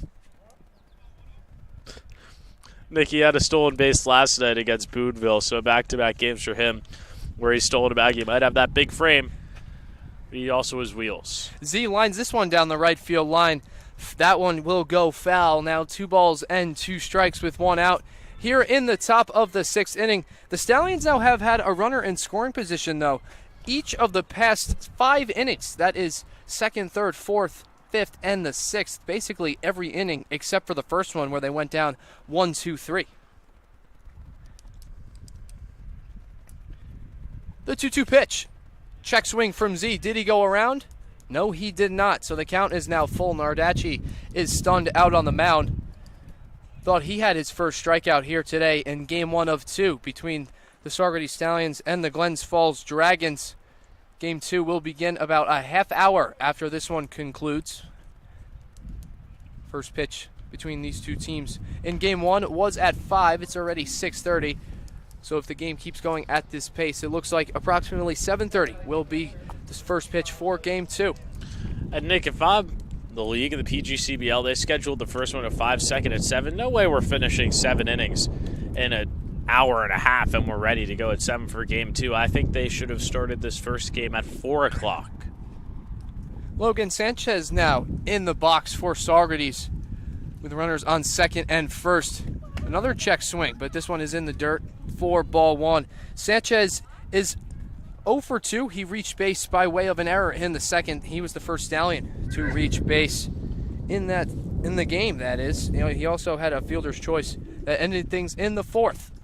The 1-0 pitch is a fastball in there for strike one. Nardacci in relief of Colin McMahon in a little bit of a jam. Haben Siefkin is over at second. He walked and then stole the base. Jamie Z just walked the batter before Sanchez. Logan Sanchez now, he has 8 RBIs in his last 3 games, looking for another one. Chops this one over to third. Diaz will let it roll foul. Smart play from Enrique Diaz, the third baseman for the Dragons, giving Ethan Nardacci another opportunity to get the Dragons back into the dugout with a ground ball double play. But regardless of the foul ball, Nick, this is just the guy that I want at the plate right now. Logan Sanchez, his bat has been unreal in the last few games. Last night against Boonville, a couple of RBIs, has a chance to do that right here in this AB. Sanchez just completed his freshman year at Wofford. Stands 6'2", 195. Plays catcher, plays a little first as well as DH, which he is doing so where he did so last night. He is the catcher in game one here between the Dragons and the Stallions. He's also nailed 2 runners trying to steal second base. So Logan Sanchez can do things with the bat, and he can also do so with the glove in a 2-ball, 2-strike count against Ethan Nardacci here in the top of the 6th. He puts this one in play, a 3-hopper to short. Carpierre's over to Savoca. He will not throw over to first. They do get 1 out. 2 outs now here in the top of the 6th. Dylan Passo coming up to bat here in the top of the 6th with runners on the corners and 2 outs. Back-to-back fielder's choices that Logan Sanchez has grounded into. The first one being in the 4th, that ended the 4th inning, but gives the Stallions another chance to play to run here with runners at the corners with 2 out. Dylan Passo had a loud contact swing back in the 5th. He lined out to left field, got a fastball on the outside third, and did not miss it. But neither did the left fielder Aiden Gallagher. Made a nice play to retire Passo. 1 ball and no strikes here. With 2 outs, Passo swings and misses for strike 1. He is a guy who, like Z, is a rising freshman at Notre Dame next year. He's played first base in each of the 4 games he's played for Saugerties. That is, if you include Mohawk Valley, where he went 0 for 4 with a strikeout. But he had his best game as a Stallion just last night against Boonville, where he was 2 for 4 with a run scored and a walk. His first multi-hit game as a Saugerties Stallion. Very impressive from both of them. Z and Passo have really been the young guys that have added juice. Passo chops this over to short. Carpierres flips to Savoca for yet another out. 2 outs came from Carpierres to Savoca, and that will end things here in the top of the 6th. We're going to the bottom half where the Stallions still lead 2-1, looking to hold on and come out here with a win when we come back from Eastfield.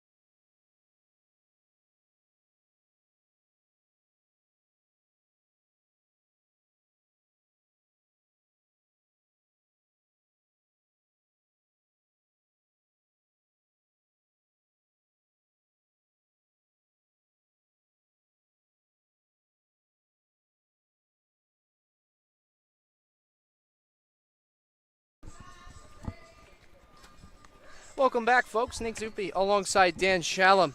Bottom of the 6th, and we have a Dallas Hub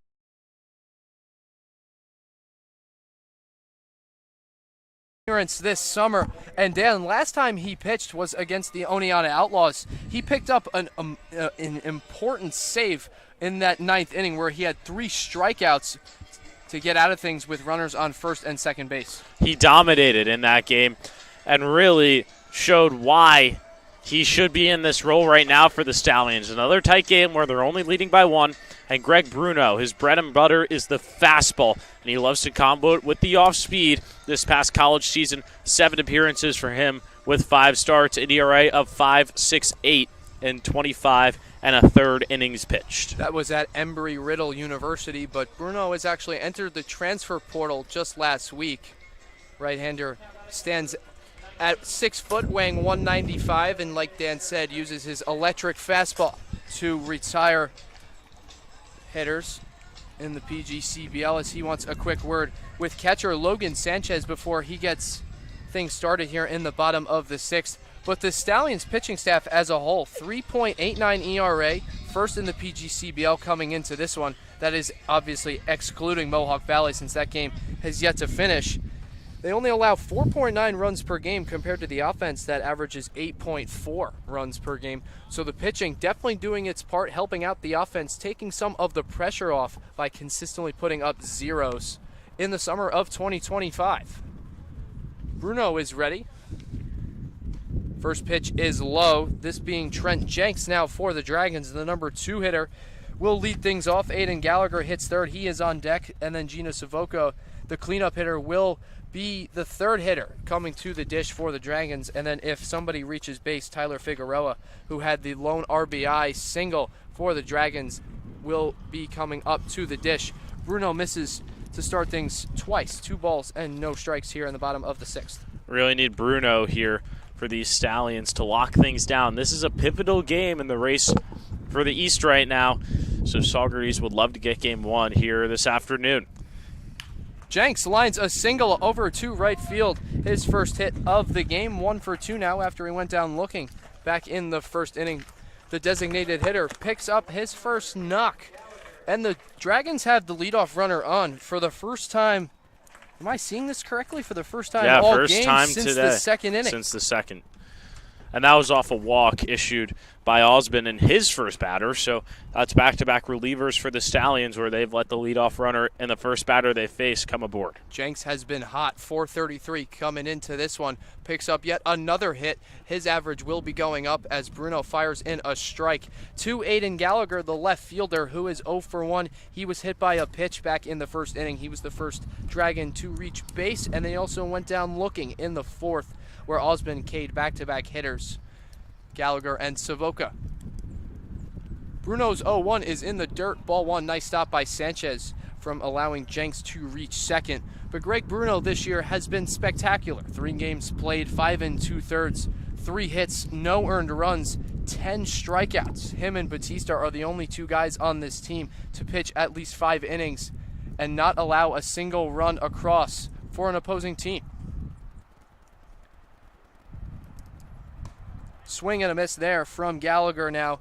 2 balls and 1 strikes here in the bottom of the 6th inning. Now this is back-to-back appearances for Bruno, where he's appeared in a high leverage spot. He got the save against the Outlaws about 2 weeks ago now, where it was a little bit bumpy. He hit a batter, walked a guy, but then struck out 3 in a row to end the threat against Oneonta. Long hold from Bruno, finally ready, as Jenks is away from first, and the ball will get away from Sanchez. Jenks slides in safely at second base. Didn't necessarily need to slide. Didn't take a look where the ball was because it was at the backstop. Nonetheless, Trent Jenks picks up his first stolen base of the game, and the Dragons have a runner at second base for the first time since the 4th inning. Well, they actually had one last inning too, Nick, when Jackson Mueller started things off with the double. But now 3 straight innings where the Dragons have had a runner at second, and that is the tying run in this ballgame. 2-2 pitch is chopped over to third. Comiskey makes the backhanded play in fair territory. Long throw across the diamond in time to retire Gallagher. Nice play from Comiskey, but Jenks moves up 90 feet. So the tying run is standing on third base from the number 4 hitter, Gino Savoca. 2-1 game here in the bottom of the 6th. The Stallions bring the infield in with 1 out in the bottom of the 6th in a 1-run game. Stallions out hitting the Dragons 3-2, but most importantly, the tying run is 90 feet away. And there was nothing Comiskey could have done over there at third base. Once he threw it over to first, without a doubt, Jenks was going over to third. Savoca takes inside for ball one. Fun fact about Greg Bruno, he actually pitched in the Little League World Series back in 2018 for Staten Island, New York. He was 13 years old. He threw a perfect game to advance to Williamsport, where he struck out 12 of 18 hitters. Talk about some impressive stuff. And Little League World Series being one of the most prestigious, if not the most, youth baseball tournament in the entire country. So for Bruno to be doing that at such a young age is really impressive, and it shows he's used to the high leverage situations, which makes sense why the Stallions have put him in here. He is behind in the count, 2 balls and no strikes on Savoca with 1 out. Swing and a miss from Gino Savoca for strike 1. Savoca has played in every single meeting between these two teams coming into this one. He finished 2 for 9 with a walk, an RBI, and a strikeout against the Stallions. In the last game these two teams played at Cantine, he was 1 for 4 with a run and a strikeout. In this one, he is 0 for 2, grounded into a fielder's choice in the first inning and struck out in the fourth, 1 of 4 from Osmond. The 2-1 pitch. Fouled out of play, 2 balls and 2 strike count now. Bruno, after being behind 2-0, works his way back to an even count and would love a strikeout with Trent Jenks standing on third and only 1 out. This is a huge pitch here in the grand scheme of things. Stallions need an out desperately without a ball getting to the outfield. Bruno has 10 strikeouts in 5 2/3, looking for number 11 in what would be 6 1/3 innings pitched this summer for the Stallions. The 2-2. Line to right field, and that will fall for a base hit. The Glens Falls Dragons plate the tying run, that being Trent Jenks, thanks to Gino Savoca. Big knock from the second baseman ties things up at 2. And that really all starts from Jenks stealing second base and then advancing over on Gallagher on the ground ball over to third base. Savoca barely hit that ball, just looped it into right field. It's enough to tie the game at 2. Savoca picks up his 6th RBI of the season, bringing up Tyler Figueroa, who also has an RBI in this one.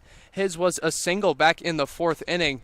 He takes strike 1 from Bruno. He also had a walk in the second, so Stallions pitching has yet to retire the right fielder for Glens Falls, who hits 182 coming into this one, 4 for his first 22 through the first 7.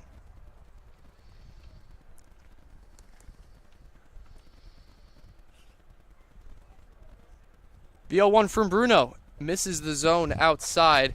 1 ball and 1 strike. Bruno allows his first run as a Stallion here in 2025, this coming against the Dragons at East Field. Through 6 innings now, he's given up 4 hits, 1 earned, to go along with 10 strikeouts. Misses the zone now, 2 balls and 1 strike on Figueroa. Struggling with control out of the pen. And it's not something that we've seen Bruno have to go through before. He hasn't let up a run before this game. And in the 2 before that, especially against Oneonta, he just pounded the zone and had 3 straight strikeouts in the 9th. Tyler Figueroa, the extra hitter for the Dragons, takes upstairs 3 balls and 1 strike now. This past college season, he just completed his sophomore year at Appalachian State, where he hit .211, was 52 for 192, had a .375 on base percentage due to 35 walks across 54 games played for Appalachian State. The 3-1 misses low, ball 4. So Bruno gives up yet another base runner here for the Dragons. 3 of 4 that he has faced have now reached base, bringing up Joe Carpierre, the shortstop for Glens Falls, with an opportunity to give them the lead here in the bottom of the 6th inning.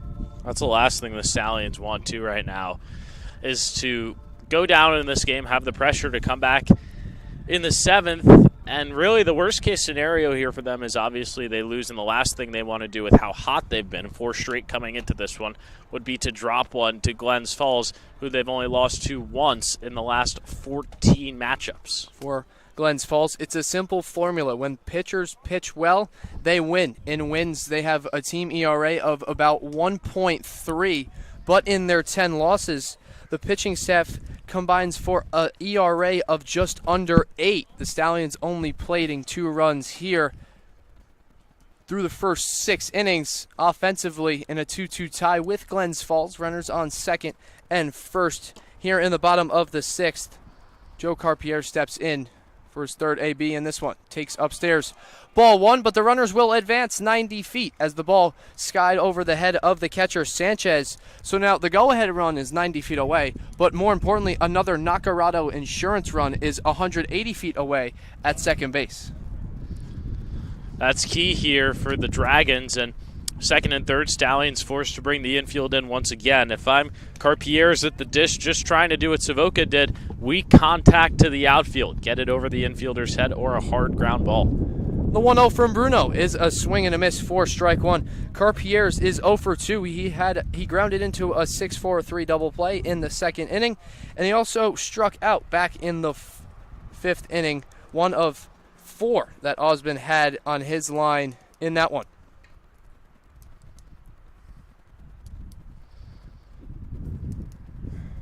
The 1-1 pitch.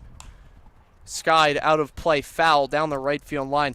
1 ball and 2 strikes. So just like when Savoca was at the dish, Bruno was ahead 1 ball and 2 strikes before ultimately serving up a single that tied things at 2.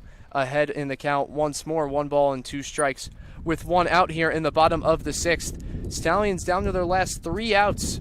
Only playing 7, game 1 of 2 between these two teams. The doubleheader in the PGCBL, you only play 7 innings. The 1-2. Way upstairs over the head of Carpierre's. 2 balls and 2 strikes now. And coming into this one, Bruno was perfect. He hadn't allowed a run across 5 2/3. Now this is the first blemish on his line. This is being his 4th appearance out of the bullpen, yet to make a start here for the Stallions in the summer of 2025.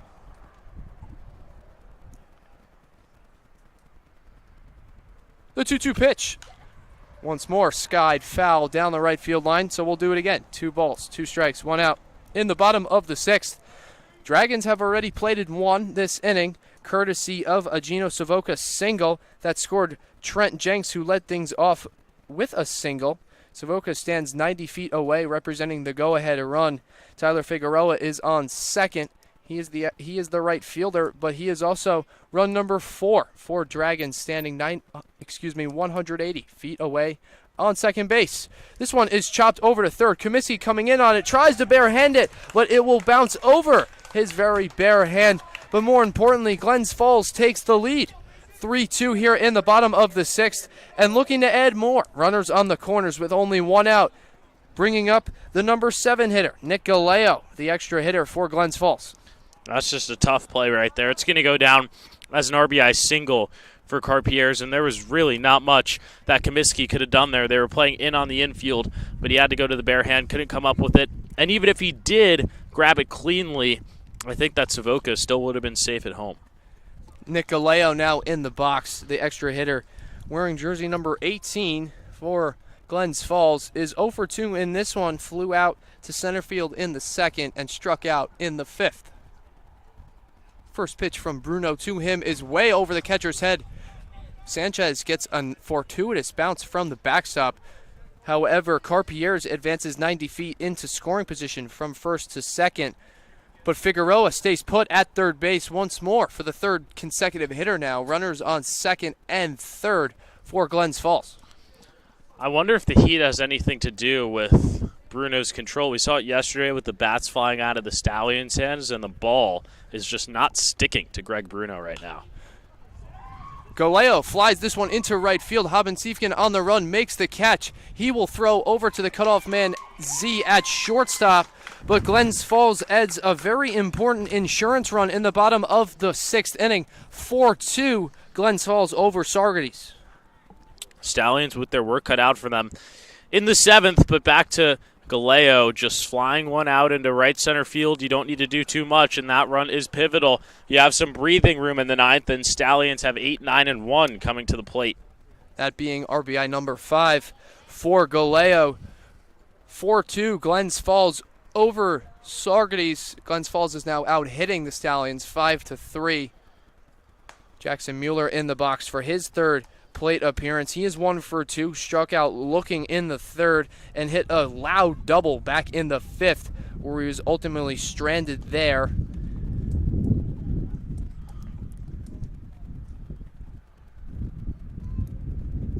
The 1-0 from Bruno. Fastball in there on the inside corner. 1 ball and 1 strike on Mueller.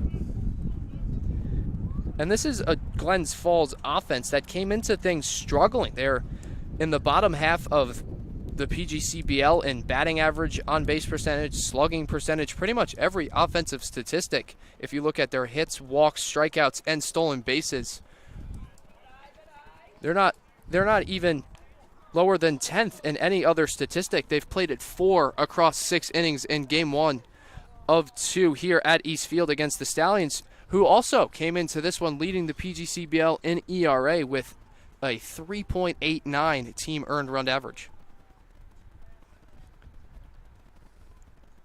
The 2-1 pitch is upstairs, 3 balls and 1 strike. Bruno has had trouble landing his fastball for strikes, and we were talking about it in the beginning of his outing when Jenks was at the dish. The fastball, Dan, is his best pitch. Just hasn't been able to locate it. Something's off with his grip. This is not the normal Greg Bruno we're used to. The 3-1 in the dirt, ball 4. This gets behind Sanchez, and Carpier's will advance another 90 feet.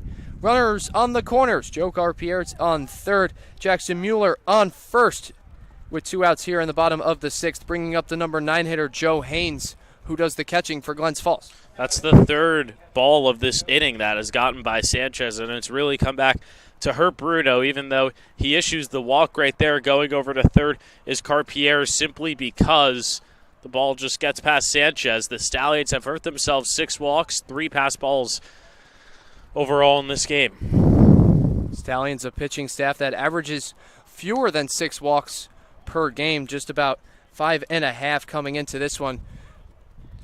And this is also 7 in a game too, and those numbers are over 9, so that's above the average for them.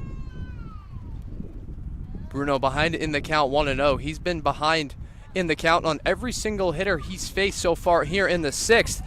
Haynes lines this one to right field. It will fall in front of Haben Siefken. Throws it into second base. But the Dragons add another run here, that being the 3rd one in the bottom of the 6th. Joe Haynes picks up the RBI, scoring Joe Carpier's for Glens Falls, 5-2. Dragons over the Stallions.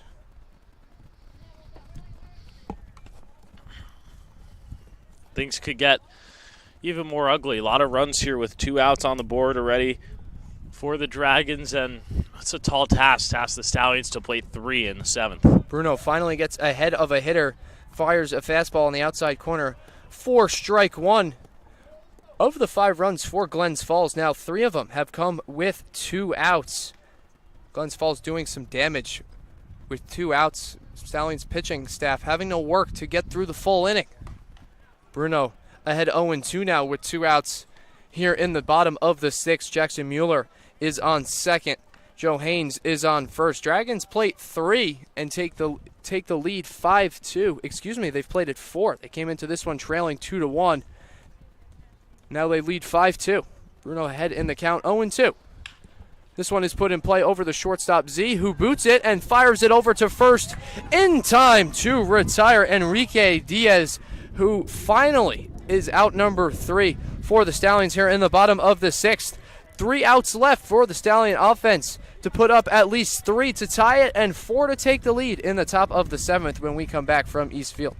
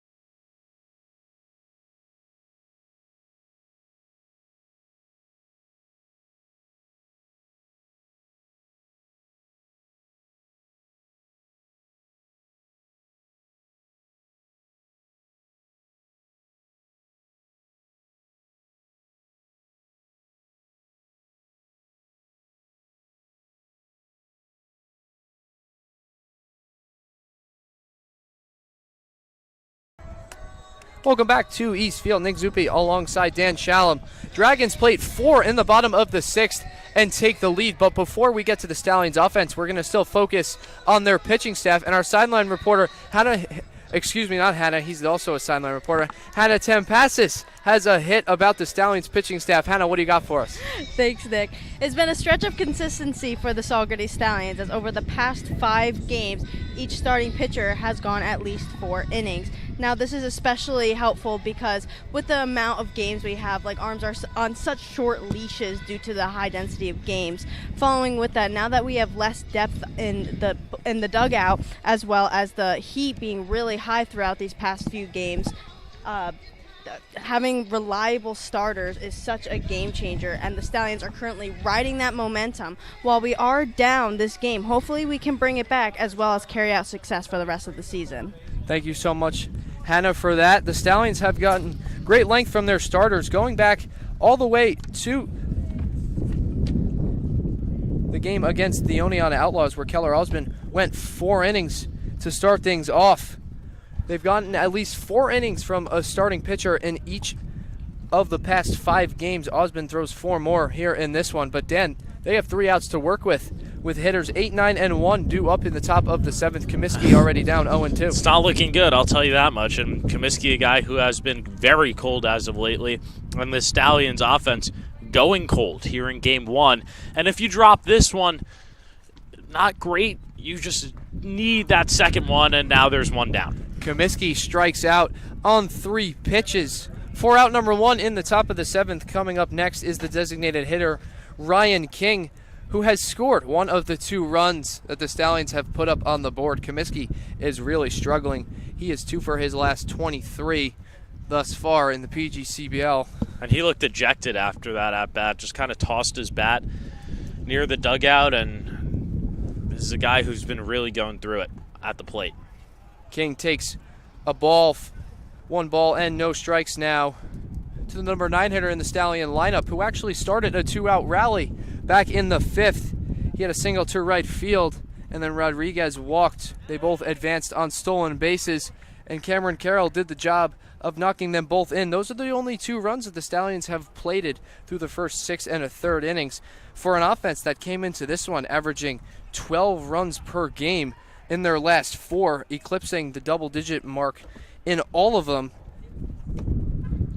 And you really didn't think the slowdown would come against the Dragons of all teams. The Dragons had a team ERA coming into this one of 6.06, which is 11th in the PGCBL. Diaz fires this one way up the first base line. So the Stallions catch a little bit of a break from the defensive blunder from the third baseman Diaz. Ryan King is now on base for his 2nd time in 3 plate appearances. He will be on second. For the top of the order rolling around, Luis Rodriguez now coming up to the dish here in the top of the 7th. Well, the Stallions now have a chance. They need Rodriguez to do something at the dish, but you just needed 1 guy to get on from the bottom of the order there. He is also at second, so no chance of the double play. And you've got Carroll on deck, and then in the hole, Reese Maroney. So really, the top 3 guys on this team set to come to the dish. And the top 5 last night against Boonville were responsible for all of the runs for Saugerties. They played at 13 last night on a team high 17 hits last night at Cantine Field. Jamie Z had the big hit of the night, a 3-run homer over the left center field fence, eclipsing the 380 mark. But the Stallions could use that offensive jolt here, trailing 5-2 with 1 out in the top of the 7th inning. And remember, we're only playing 7 because this is a doubleheader. So the Stallions are down to their final 2 outs with Rodriguez in the box, ahead in the count 1-0. Maybe think about a pinch hit in this 7th. Justin Ford is on the bench. He did not play in this first game, and he is one of the Stallions' best hitters. Rodriguez fouls this one out of play. 4 strike 1, but Ford definitely this year has been tearing it up. He's been hitting .356, 16 for 45, and he has a .475 on base percentage, and he's actually 2nd in the PGCBL in doubles. He has 5, including 1 last night against Boonville. So I like the idea of Ford maybe coming off the bench for a pinch hit opportunity, but the problem is you got the heart of your lineup rolling around now. Rodriguez hits first. The only player I would pull for him would maybe be Haben Stiefkind. He's 0 for 2 today, had a walk in the 6th. Maroney is 0 for 3, but all balls to the outfield that were hit hard. And coming into this one, he was 7 for his first 11. So definitely a quality hitter for head coach Colin Martin in Reese Maroney. But Rodriguez is ahead in the count, 3 balls and 1 strike with 1 out here in the top of the 7th. Ethan Nardacci out on the mound for Glens Falls in his second inning in relief of Colin McMahon, who went 5 innings, allowing 2 runs and only 1 strikeout. Rodriguez takes strike 2, 3 balls and 2 strikes now to Rodriguez. No action out there in the Glens Falls bullpen. They're letting Nardacci ride this one out. 3 balls, 2 strikes, 1 out. Ryan King over at second base. The payoff misses. Ball 4. Rodriguez walks now in back-to-back plate appearances. He's on base 3 of 4 times. He was also hit by a pitch back in the 3rd inning, setting the table for yet another Stallion hitter who has been very prolific offensively. Cameron Carroll, he's 1 for 3 in this one, but he has the big hit offensively for Saugerties, a 2 RBI single back in the 5th that plated Rodriguez in King. Both of those guys on base once more in 7th. Mound visit here for Glens Falls. They now have an arm warming out there in the bullpen after it was just Nardacci on the mound and nobody when Rodriguez was up. And for the Stallions, prime opportunity to show some grit, show some fight here. You got Carroll, Maroney, Haben Stiefkind, just the guys that you would want up in this scenario if you're head coach Colin Martin. So we'll see how much the Stallions have in the tank. And if you look at that last at-bat too, even to King as well, Nardacci struggling with the control. He's pulling the off-speed across the plate.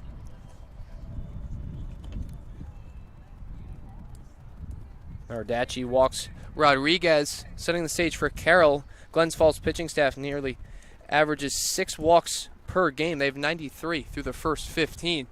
Carroll takes low for ball 1. But this is a Stallions offense that comes into this one only striking out 6.3 times per game, which is the fewest in the PGCBL. Following suit here in Game 1 of the doubleheader, only twice have they struck out. Haben Stiefkind in the 2nd and Comiskey here for the first out in the 7th inning. 1 ball and 1 strike on Carroll.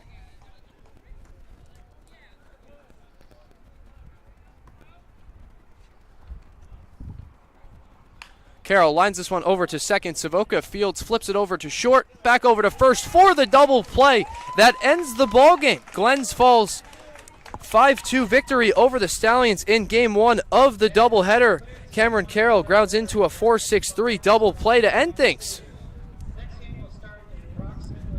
Just a bad loss here for the Stallions in Game 1. They let up 4 in the bottom half of the 6th and fall 5-2. That game will not hurt them in the chase with Amsterdam off for the day, but now you need to win the 2nd game and at least split this doubleheader, because if you don't split, then you're really putting yourself at a disadvantage heading into tomorrow.